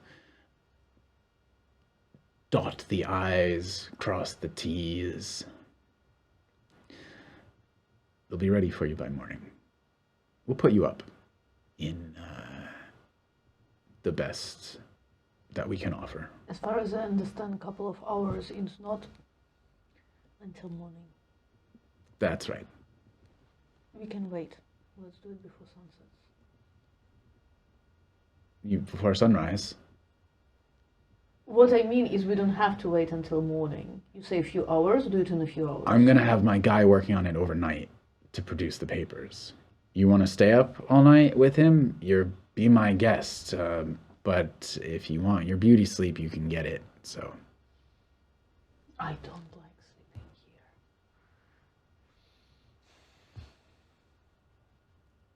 I don't see like we got much choice. Okay.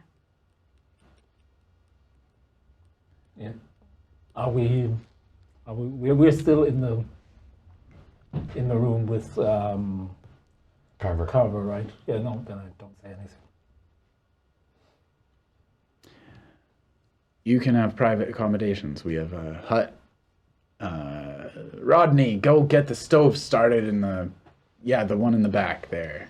He shouts out the door and points out a hut. There's like catwalk, or boardwalk, and then one at the edge. You can have that one. Thank you. You're welcome. And Thank you. if you're feeling unsafe, this is probably the safest place in all of the Dogwood Swamp, honestly. No gators. We got guards. In fact,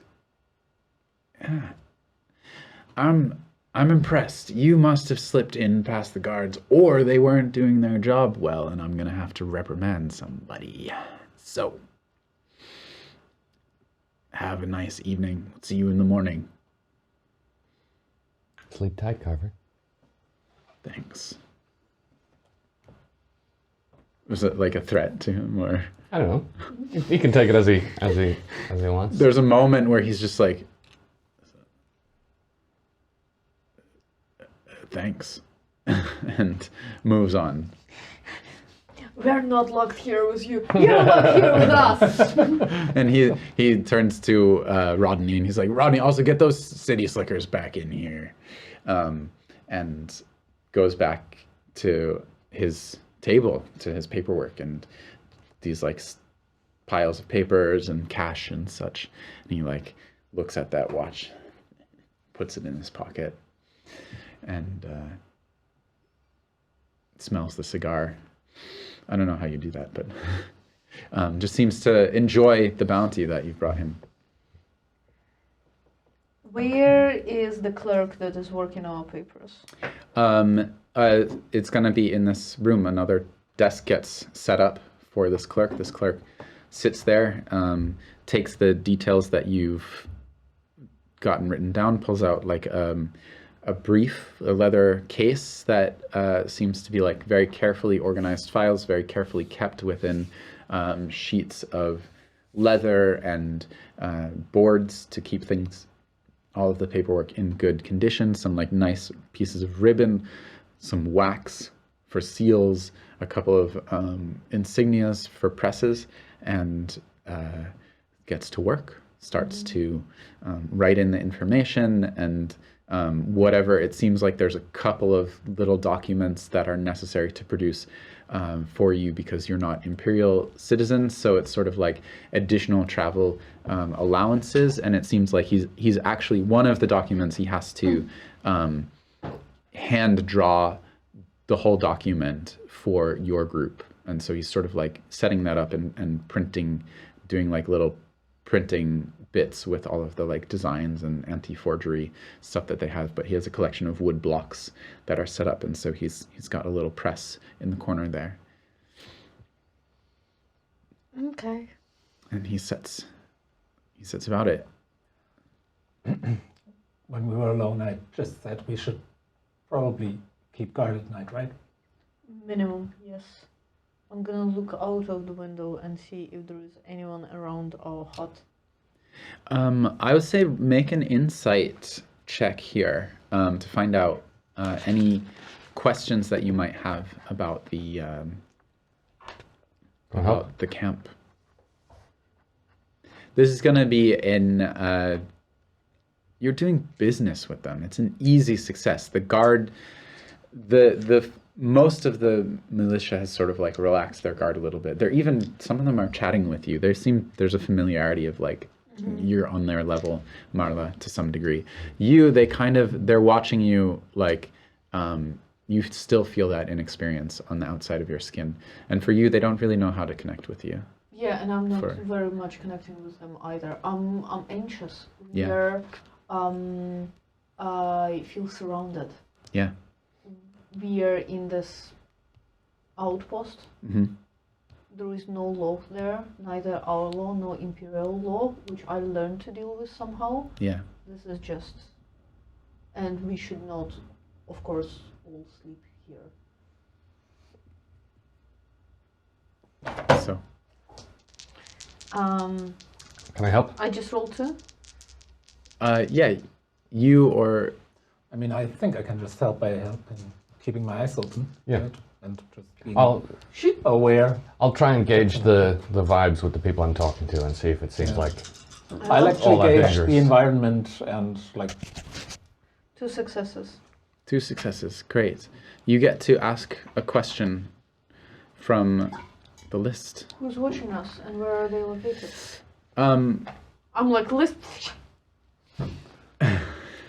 It is a specific set of questions. So it's sort of like, what should I be on the lookout for, or what's really going on here? You can see in there, there's definitely like interest in keeping an eye on your hut. You know, when you come out to like use the little outhouse that they have, you know, someone clocks you leaving and they watch where you go. Or if you come back to the main house to check on the progress, they're watching you, but mostly they're giving you your space. You never feel fully comfortable with Carver. There's something is going on in the back of his mind, and the best thing that you can figure out is he's trying to calculate, is there a way to get more from these people? Can I go invisible and like try to observe him, follow him? Do I see an opportunity for that? Yeah. Are you trying to? I think this would go into like avoiding danger in a way. The way I see it, if he's like writing in the diary, like pink diary and like fluffy pen, and he's like, I'm gonna kill them in the night and take all the possession. Right, but to get that close to him, you would need to put yourself in a position of danger. And so to do it successfully would be to try to avoid danger. I would like to find if I see this opportunity. Okay, So, do you have bonuses? I don't know. Okay. I am invisible. Yep, so you're prepared. All right. And I have 2 in Invincible. I think I roll 3. Would you say you're playing your role? Would I say I would? That you're playing your role? Yeah. Okay. I'm protecting my family. Yeah, there you go. So I'm going to say it's normal difficulty. 4, 5, 6 is the success. No. Can you reroll with desperation or anything? Can I? Yes. Okay. Actually, yes, you can spend your desperation for discovering or making a key realization. Gain a rush of strength, reroll the dice. So you can either just have a key realization from me, discover a weakness or pathway, or gain a rush of strength. I would like to Cool. discover a weakness of Carter. Yeah, you can do that. Hang you know on. how I would love to do it, yeah? Let me just complicate this for you. You can use it, but if you're not going to re-roll, the bad effects will come back. So either I you don't re-roll. want bad effects. Okay, then you're going to take a re-roll instead. Okay, all of Yeah. them? Yeah. That's a little way bit better. That's 3 successes. 3 successes. Okay. Well, so the reroll is you reroll all the dice that you rolled. And you mark your desperation. You remove your desperation. Yeah. And you also gain an XP, apparently. Oh, okay. Yeah. For removing desperation. Okay. How does it feel when the invisibility doesn't work the first time?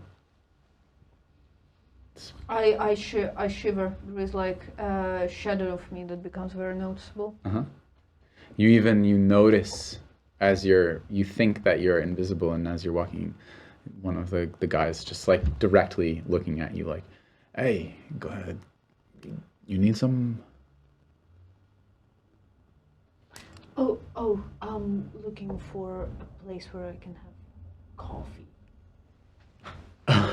Coffee? We don't got coffee here. Yeah, when I say coffee, I mean of course not coffee, but tsukori, which is a lame Soviet replacement of coffee. We got something like that. I'm gonna go find it. Okay, yeah. You do that. Good luck. And you back off, gather yourself, and then you step back into the shadows. Yeah? I want to leave a note on Carver's desk. Mm-hmm. And just a note. Yeah. Being like, don't. And in that, what I'm trying to communicate is like, don't. So subtle, direct, I love it. you come in middle of the night into this place. You see that scribe sort of like scratching away. The door closes softly behind you. He's got like a screen up to get a little bit of privacy, but there's a moment where he's like,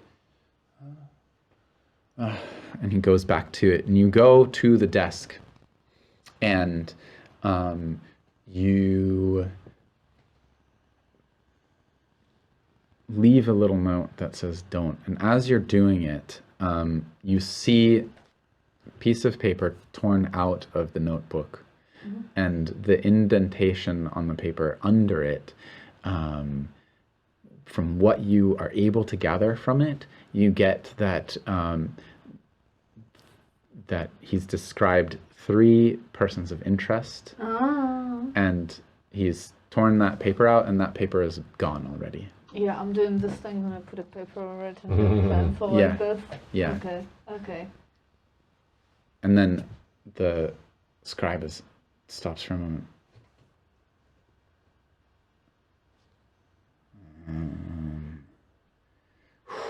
sort of like sets his pen down, stands up and stretches and oh gosh, like walks to the door, opens it, looks out, goes to the bar, looks around, pours himself a little, puts the cap back on, and goes back and sits down and sets the drink aside and gets back to work. Just fully not looking in the corner that you are. You like step back in the corner. Fair. Then I'm not gonna leave my note because he already did. Okay. I'm gonna leave. Yeah. But this is a +1 to take forward. Yep, I'm gonna with leave. With those 3 successes. You had 3, right? Yes. Yeah. What do you mean +1 to take forward? On your next roll, you get +1 because you avoided danger in style. So I'm gonna show it to my sisters. Oh no, that's bad. I mean, that's what we suspected. At least now we know that they're interested. Yeah, but what does it mean on practice? He is describing 3 of us. I don't think that they plan to murder us here and now.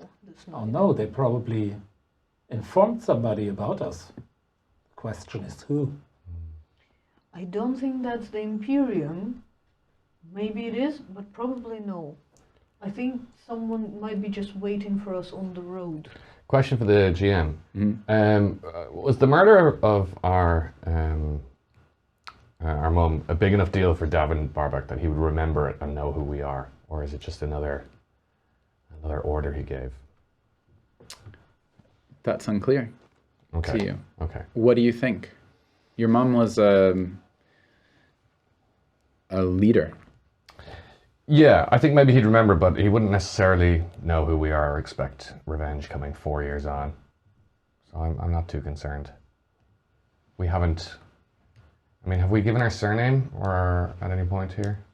No, you've yeah. You have fake documents. Yeah, okay. No, I think we're all right. Because, difference between someone waiting for us and someone saying, hey, someone's coming to assassinate you.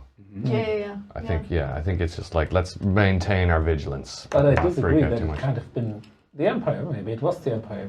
Probably whoever would pay money for that information. Yeah, maybe so. But I mean, like, it's the difference between us being a bit suspicious and us being pegged as assassins. The question is, what Carver thinks he would get more money from? Our dead bodies or Empire paying for information about us? Maybe we should ask him.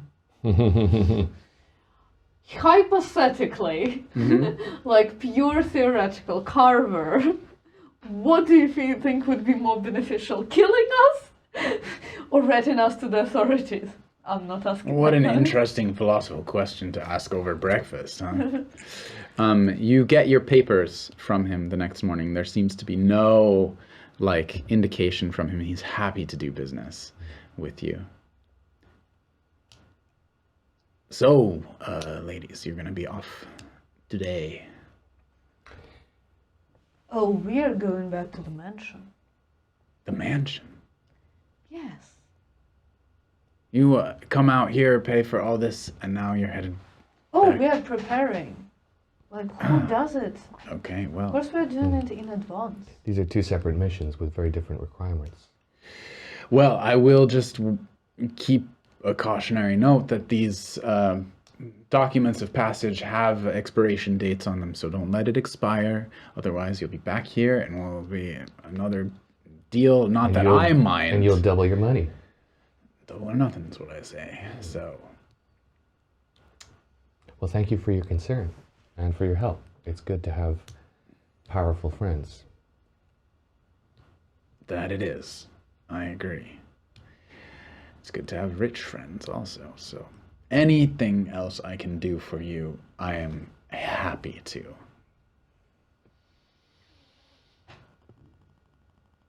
Well, lots to do.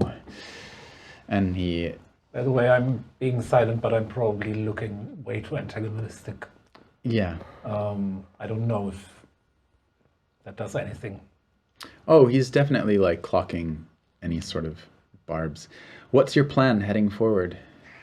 Double back towards the mansion, then go towards The station? We have to get a train there, do we? Mm-hmm. Yeah. We need to get a train there. I would try to make some kind of hook to not go there in the most obvious way. Yeah. And maybe we need to like spend a bit of time on slightly better. They're gonna know. They're gonna spot three sisters, right? Is it? Maybe there's a way we can improve our disguises somehow. What are your documents? Do your documents have you as sisters? Probably not. Probably right? not, no. Lefton, right? There you go. The documents, is there age onto the documents? Yeah, but it doesn't have to be exactly accurate. I'm gonna I would love to be disguised as grandma. I'm gonna It's take a off. stretch. Like, just legitimately, functionally, it's a stretch. Okay. Then I won't. I'm gonna take off all my makeup Uh-huh. and like straighten my hair if I can. Okay. Or So you spend a day sort I'm of gonna like actually slick it back. changing the look a Wet little look. bit. Yeah. Yeah. Different color lipstick. I've got a few things like that in my bag. Mm-hmm. Yeah. No Can tights. Anything? Are you Yeah, a little older on the papers or a little younger? I'm probably a little older on the papers. Yeah. Like slightly. So like whatever. I'm 24 on Yeah. the papers or something. And I think for the train ride, I'll actually switch to like more, just casual, but like more formal garments than what I usually wear. Like not my leather, like cargo leather pants, but just simple pants and shirt. Yeah. And Putting your the things that are normally In in my your backpack. pockets in a proper carriage. or like even a suitcase case. for the which hurts me a lot to not, because it's like body memory, really like muscle memory, where my tools are at any point. But Yeah. Okay, we can be like, I don't know, traveling merchants or something. So you grab the train. There's like one train line extending in. It starts as a small sort of like trolley almost in towns, still some days ride from where you live, and so you have to ride toward the imperial settlements, and you get the train and you're heading in to Brookhaven. I am disappointed that we didn't have trouble to get here. Means the trouble awaits there. You're on the train and it stops in one of the towns, and then it's coming up to Brookhaven, and as you're sitting there in this carriage with, gentlemen and ladies wearing lace dresses and gloves, and like the sun hats are taken down, and all the kinds of imperial sort of people, the men in their suits and their hats are stowed while they're inside the train, mustaches, monocles, waxed details on their hair, and little handkerchiefs. All of these sort of trappings of civilization and society, and you're on the train, just sort of like, and then the door between the cars opens, and this troop of soldiers comes through. There's about 6 of them, and the man up front has this sort of like styled mustache and saber and pistol, and the buttons down his uniform. Do you want to go to restaurant carriage? I'm sorry, if I may, just a standard, sorry for the trouble. If we can check your papers, ladies and gentlemen, I would be so delighted if you would just... Of course we have Yes. papers. That's good. Everyone is required to. So he takes There the papers and he opens them up, and he starts going through them.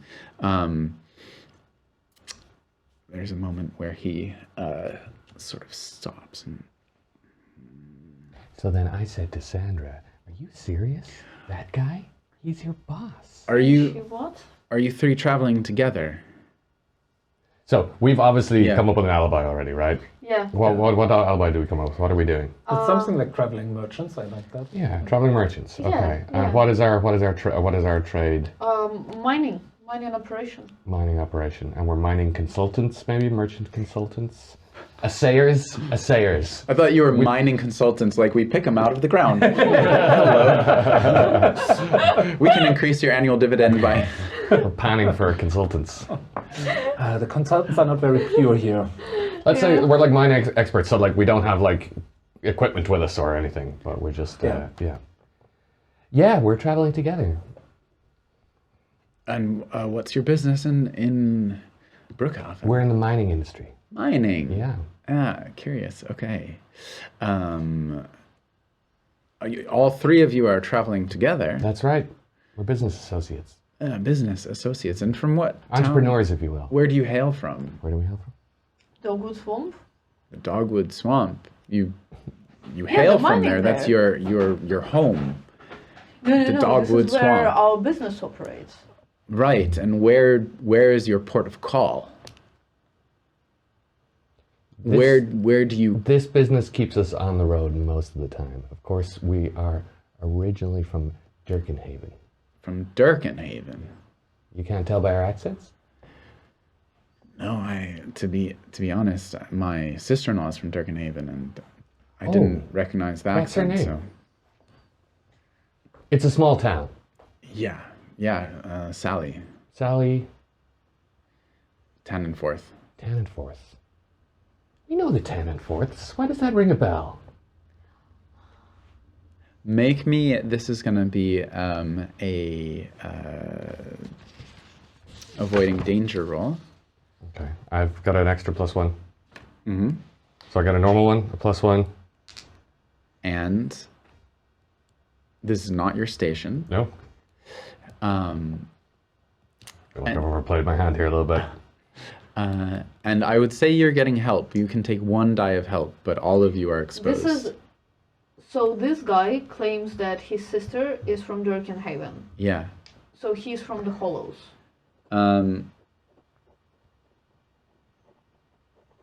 Dirkenhaven is an imperial sort of Oh. settlement. Ooh. You're dressed up as imperial, as having the right to travel in the imperial lands unimpeded, and so whether that means you're citizens or residents, Dirkenhaven is a place where some citizens also reside. Help die, please. Okay, so he is In these social situations, I'm not much of help. Yeah, we're trying to operate some business. So this Yes. district is something, but budget, just something that the Imperial has to carry and subsidize. It's a lot of words, ma'am. I'm just a sergeant, just doing the rounds. Add the die.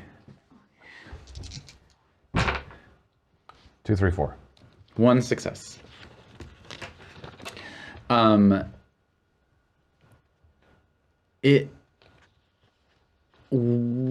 a sense, he says, yes,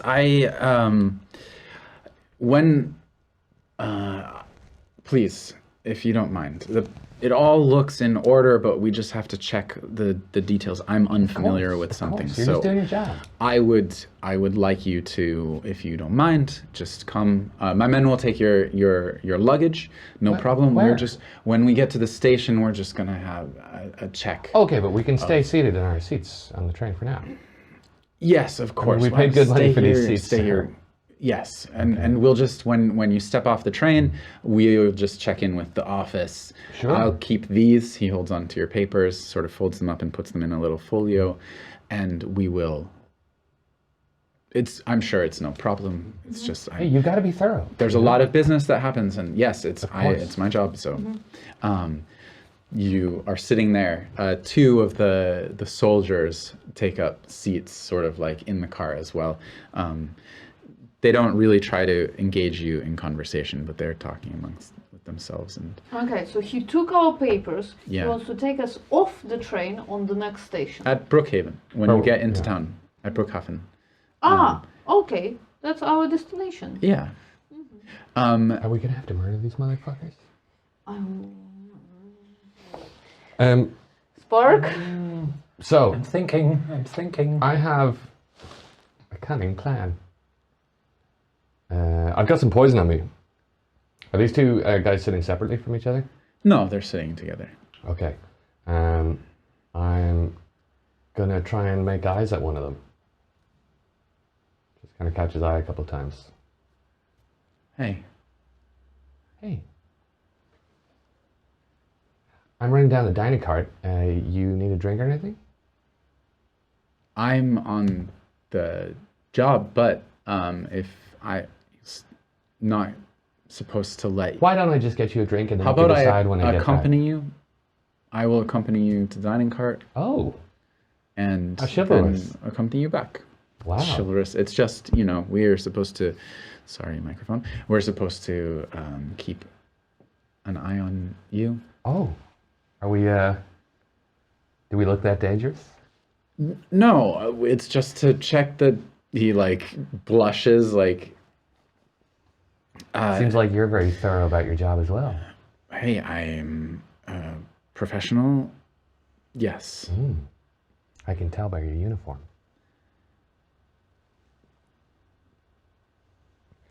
Shall we? And I offer him, my arm. And he takes it, and then he's like, wait, and offers you his arm.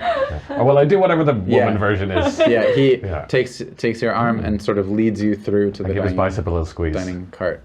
Wow. Lovely. Point of clarification, did they seize our luggage? No, they just took the papers. Your luggage is up above and below and Yeah, wherever. then I'll just get my backpack and I'll kind of mime that I'm looking for something in my backpack. Yeah. But while I'm doing that, I'm cranking the little hand crank on my sword, and just in case, charging it up with electrical energy. Okay, so clandestine. Yeah. Nice. I also want to say I've explained my plan to my sisters and given them an opportunity to tell me to fucking not do that if they don't think I should. I'm not going to try and kill them. The plan is give them just enough poison to make them sick and ineffective if a fight breaks out. How many enemies are we looking at? I mean, there's the two soldiers who are seated with you, and then somewhere in the train is another group of 4. And the guy who has our document? He's one of the 4.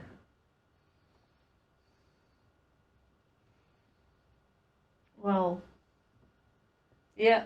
Yeah, I just wanted to slow them down a bit if a fight breaks out. Yeah. Yeah. So you go to the dining cart. You order a drink.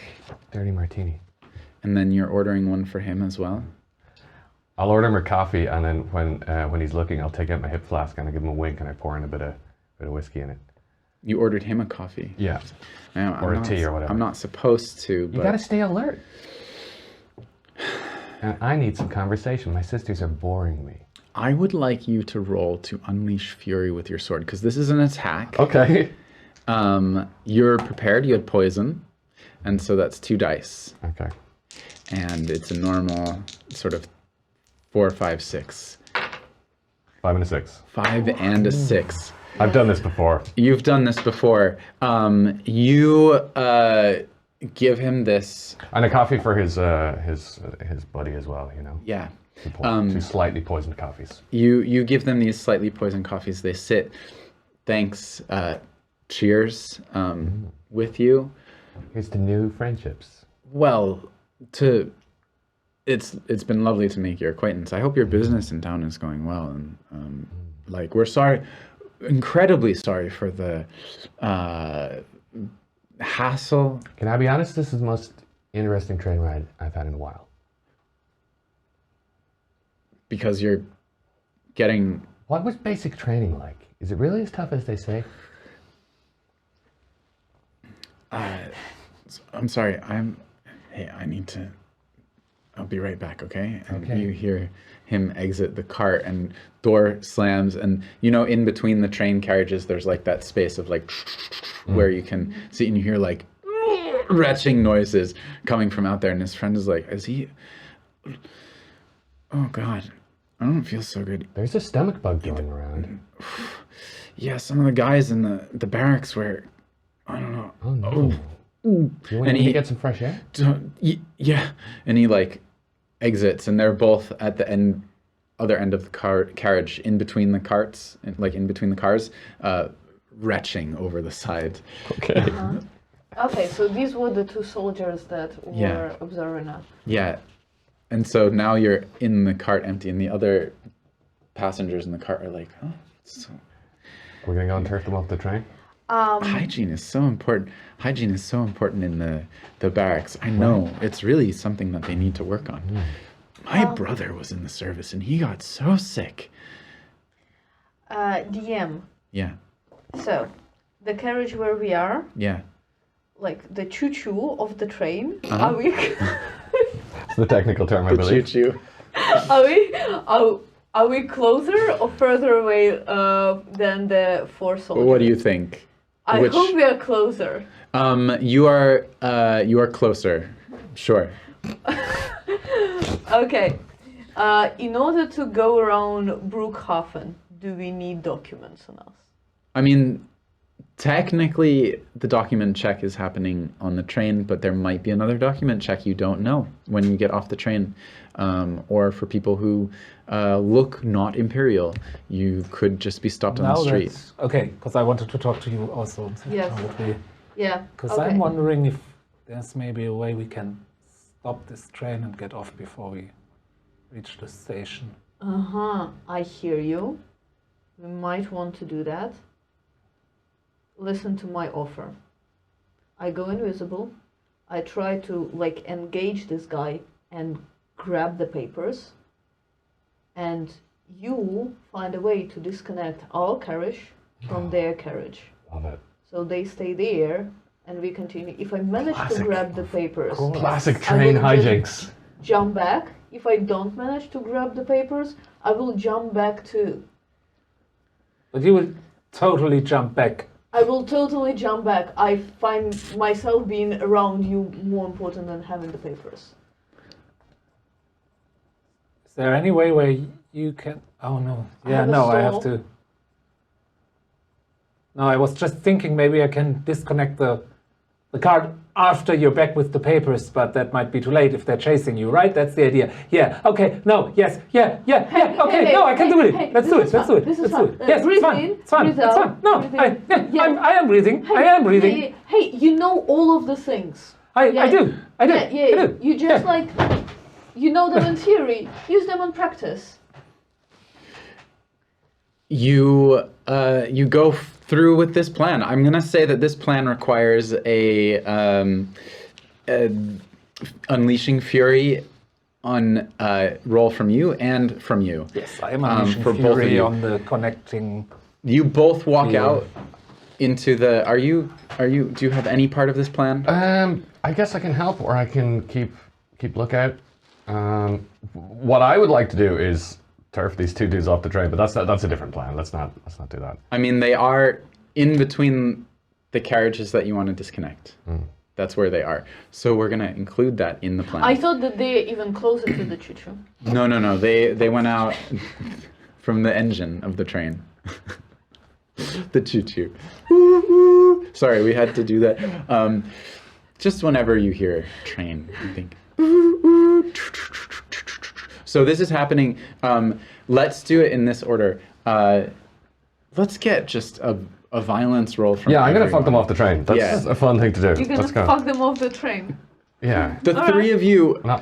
stand up in almost in unison. Everyone else in the car sort of like watches you walk out. You walk out. Let's go with your roll first. What am I rolling? You're rolling your sword roll. Mm-hmm. I'm gonna say you have help because you've got your sisters with you who are all included on this part of the plan, and you're gonna just throw these guys. Do I get anything for them being like waylaid by the poison? Yeah, take another die. Okay. Come on, motherfuckers. 5 and a 6. 5 and a 6. And a Just 3. they go over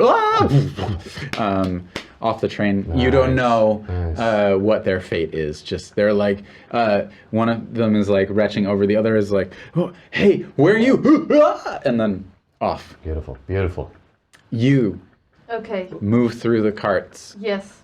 past other people, past a dining cart, past some private carriage, like My private real compartments. world palms are sweating. You're vibrating. You're actively vibrating, and I can see it. So, your sword roll plus your preparation. You're invisible. There are 4 soldiers there, and this guy. I'm looking for this guy. There's 4 of them. He's him and 3 others. I'm trying to talk to him in private. You can approach him. You can sort of flag him down. This roll will encompass all of this action that's happening. Fantastic. Yeah. Do I add anything? I have 1. You add you're using your sword, right? I am so using my sword. Your invisibility. If he's in convenient position, I would like to do that.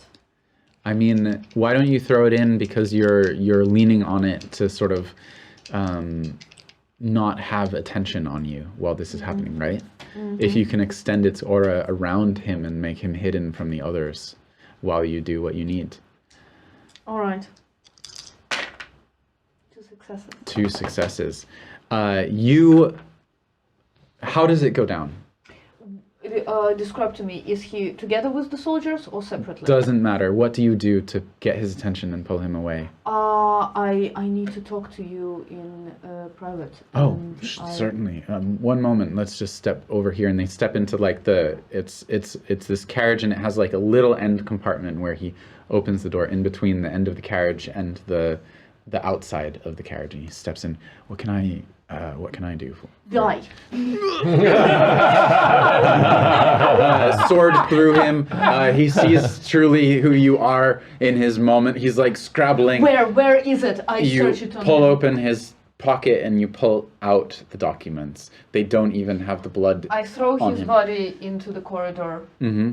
and run towards my sister. There's a noise, thump, and you hear, "Hey, what was that? Okay. Oh my God, Sergeant!" And you hear shouting behind you as they're running through the train. People are like, "What's going on?" You're running. Some guy stands up to be like, "What's going on?" And you just like fully body him out of the way. He goes over. His newspaper goes flying, like glass of water spilled over. Lady screams. Your sisters burst through the door, or your sister bursts through the door. The 2 of you are there. I have taken a little moment to study Yeah.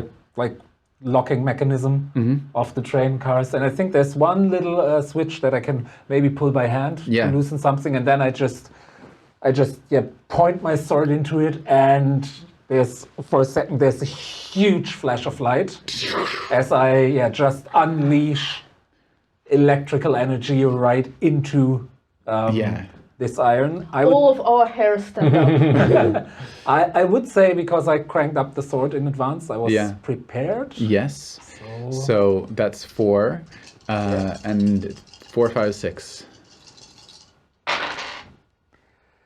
Oh my God. That is 2 1s and 2 2s. That's Do you have any I desperation? No, do she not doesn't. have desperation. All yet. right. Well, do me the So- favor and mark a desperation. Yeah. Unfortunately, I've misjudged The metal the parts, frame of the train sucks up the electricity. The door opens. A man stands there with a pistol and shoots you. You take a bullet and you stumble backward. You have this pileup of soldiers, and they're shouting at you, Oh, hell no. "Freeze! Drop your weapons! Freeze!" I take a bullet. Does that mean I'm bloodied? Uh, Or do yeah. I roll? Let's. Or...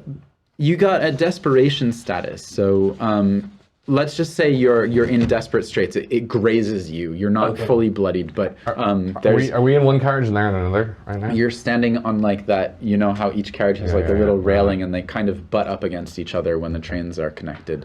And they're sort of like stepping out. One of them with a pistol. The other one is trying to draw his saber as he steps out. What's going on? They killed the sergeant. Are they a safe distance for me to flamethrower them? No, they're like this distance. Oh, okay. I duck. Yeah. I stab. Okay, roll swords. Just one dice, I think. I have a desperation here. You can. So I can reroll if I. Yeah, or you can use it to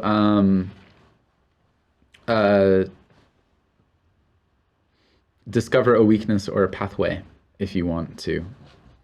I mean, that's going to give me another dice max, isn't it? Yeah. Yeah, I'll just roll and reroll if I need to. Okay.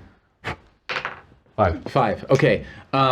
You're gonna get a bloodied status as you engage these guys. You step in over your sister, over both of them who are like ducking for cover. You take a bullet into your side here, but you go slash, slash, stab, and the three of them stumble back, blood spurting from their wounds. You kick one of them off the side, the other two collapse. But there was that gunshot. The train is pulling into Brookhaven. It's slowing down. You can see city moving by. You're on a bridge over a river. You might be right, we don't want to arrive to the station. Let's jump in this river. We need to get our stuff. Or we just stop the train. Just stop the train, and I start walking towards the choo-choo. You know there are emergency stop valves on Oh, these trains. that's right. What They stuff used it back then. do we need? I definitely need. I need all my tools. Okay, I'm just getting Okay. my suitcase. The whole train jerks forward. People slam into seats. You all lose your footing as the train screeches to a halt on this bridge over the river. You go through, you grab your bags. People are like, what's going on? What's going on? We heard gunshots. Is everyone okay? Bandits? Is it bandits? Yeah, it's probably bandits. They jumped off into the river. Oh, no. One of them shot me. Oh. And one of the men like reaches into his pocket and shaking, he pulls out a tiny little like silver and like engraved revolver, and he's like, I'll hold them off, ma'am. You take cover behind me. Will do. Very chivalrous. Let's go. And so you exit the train, climb out of the train, down it's like one of these bridges that's made out of all of these metal trusses. You climb down, and I'll let you don't have to jump in the river and ruin all your possessions, but you're able to climb down the bridge.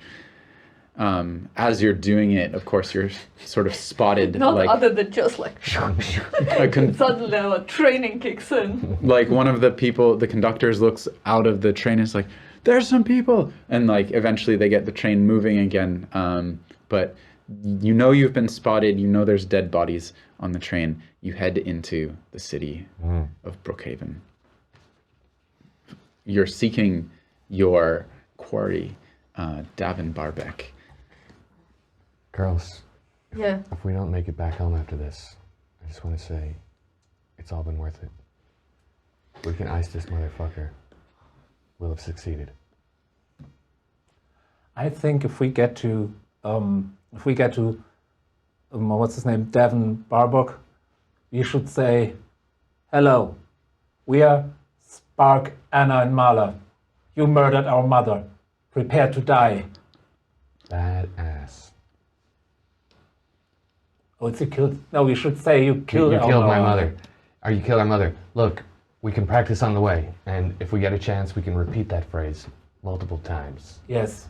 making it more badass each time. Yeah. Sisters, doing it for themselves. So you head through town. Are you heading straight there? Yeah. Yeah. I mean, We've been shot. yeah, we've Are we been like shot. trailing blood? Can I Kind help? of in a rush. Yeah, we're Can in I a rush, help but them? can we patch ourselves up? You Yeah. can patch up your bloodied status by spending your desperation. Done and done. So you patch up your bloodied status. You mark XP. Remember, you can also use desperation to have another sister save you from harm if you need to. So could have done that, but You patch yourself up. The town is starting to, news is traveling. Like, there was a fight on the train. Some soldiers were killed. Bandits escaped. Some women were kidnapped. Some women escaped. So women are bandits. Like, it's a bit of chaos. Nobody knows exactly what the story is.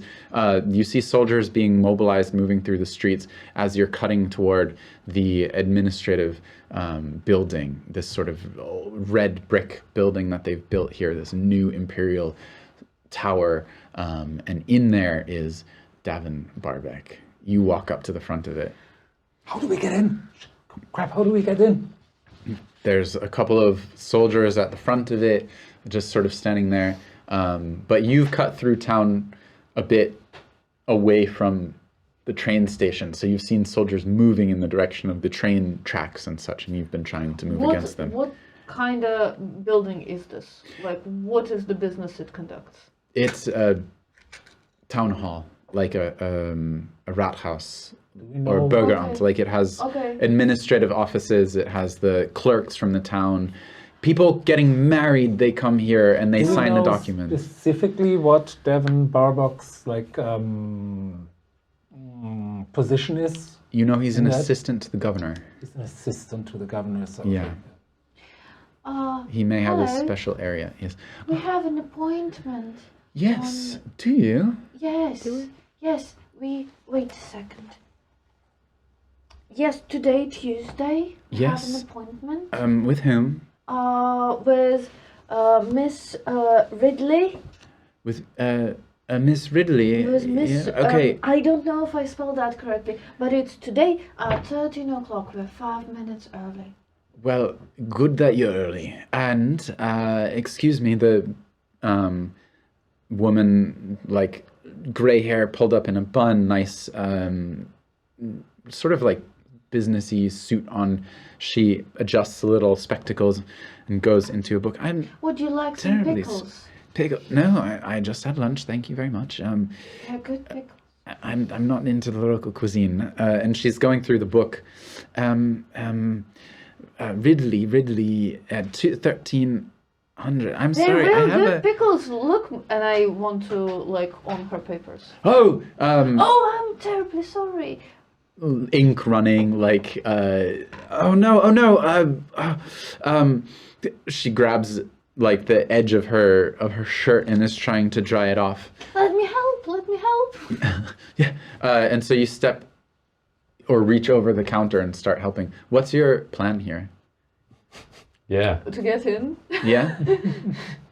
To be like, okay, this woman is too much of a mess. I don't want her to be my problem. I will just make it whoever clerk has to handle her problem.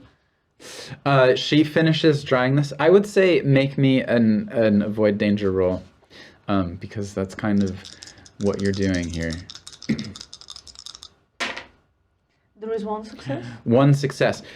She's a bit pissed off.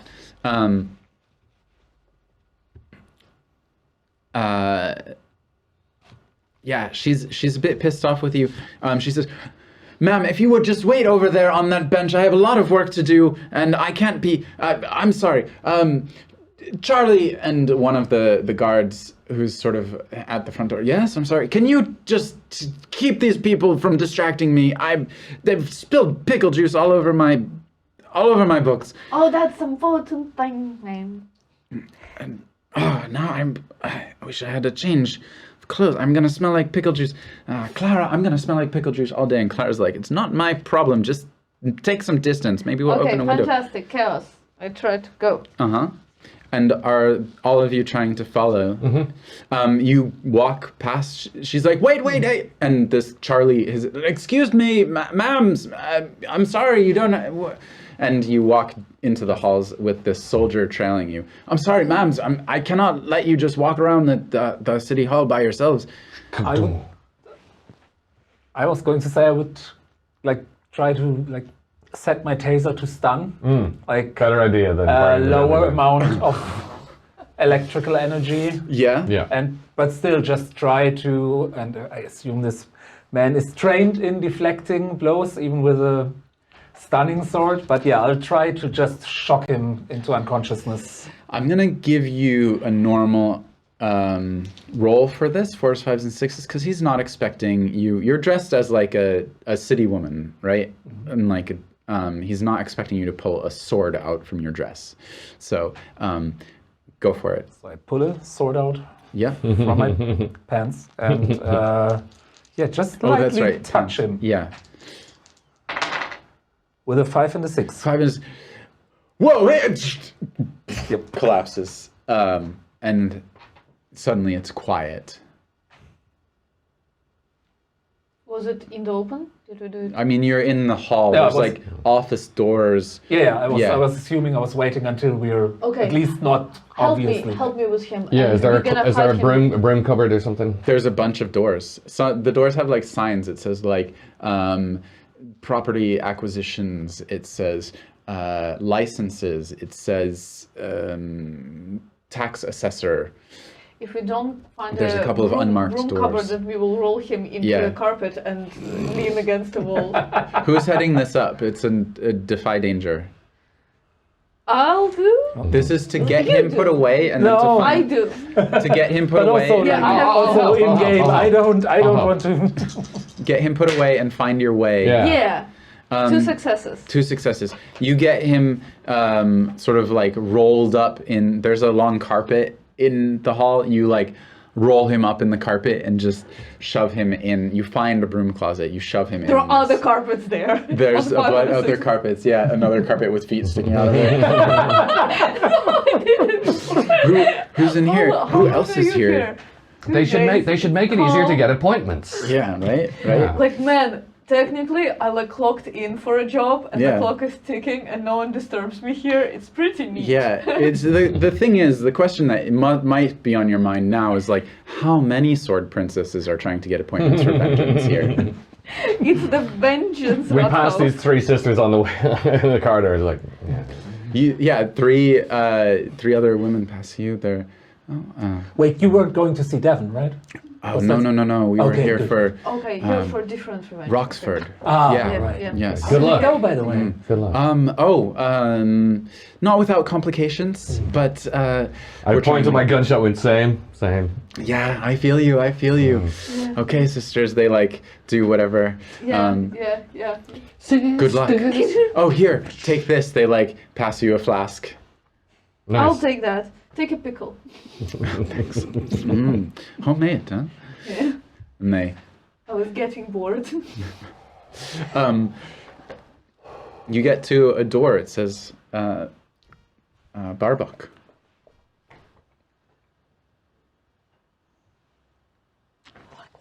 You hear shuffling of papers. Just go in and kill him. We've come all this way, we just go in and kill him. Okay, Follow my- you rehearsed the phrase, right? Right, our names are...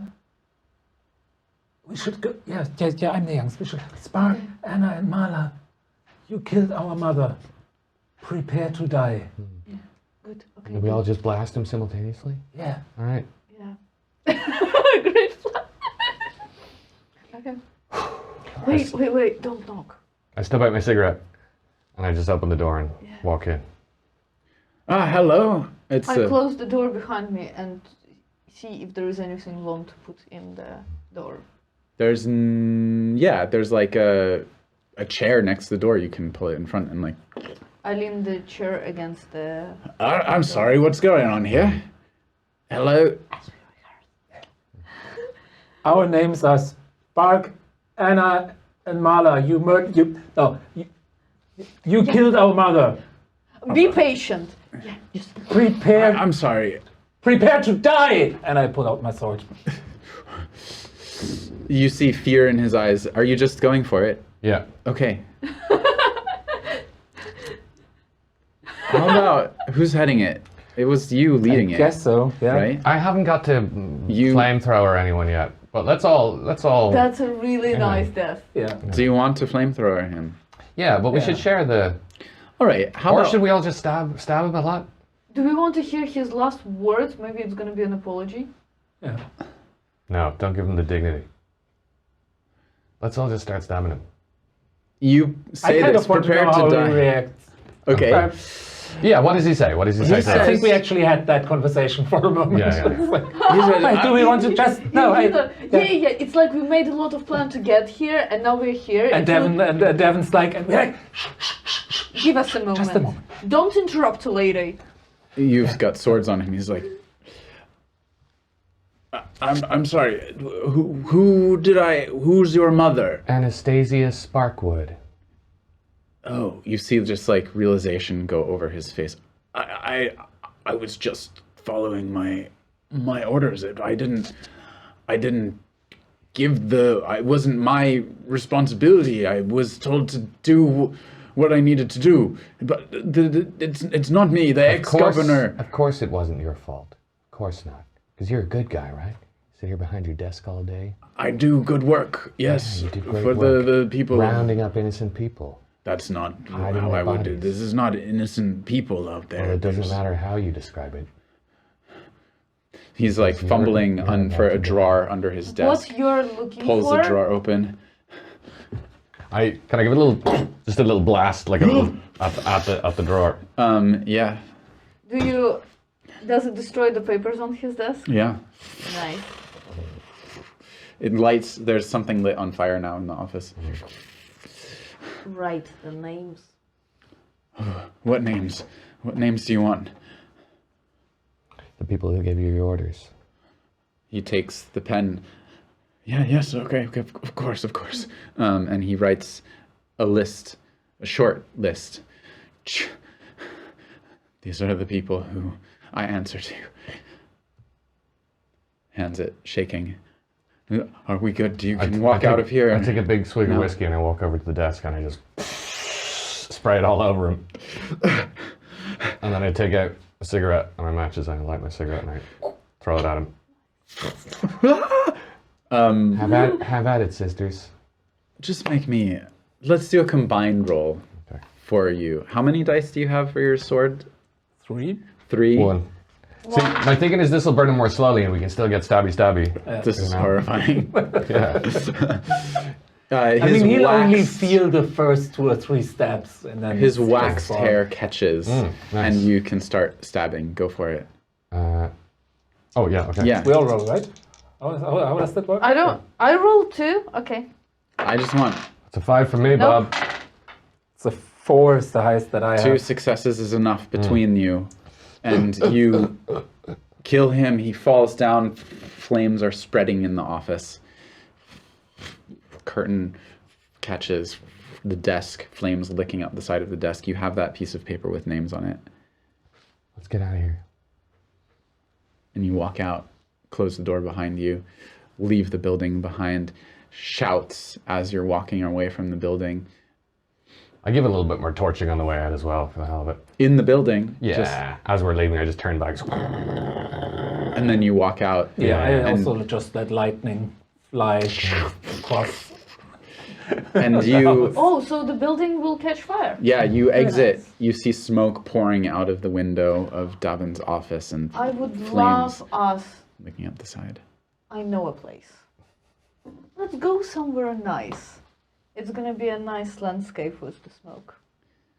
I want us to have dinner watching the smoke rises from this rat house. Sounds good. You see soldiers pouring in, people rushing out of the building as flames take this building as they try to get a fire brigade and a bucket line. And you just sit back and the waiter comes over. What on earth is going on? There's some sort of fire's broken out at the town hall. That's horrible. Well, I hope everyone gets out. I'm sorry, you ordered was it coffees? And you wanted one with, here. Espresso martini. Yes, here you go. Yes, well, this is... we have seating where you don't have to watch this tragedy unfold, Mums. We don't mind. We're quite comfortable. Yeah. Don't want to be a bother. We've traveled really far. We're just glad to sit down. Okay, well, customer's always right, so... and he heads back to the kitchen. To mother. To mother.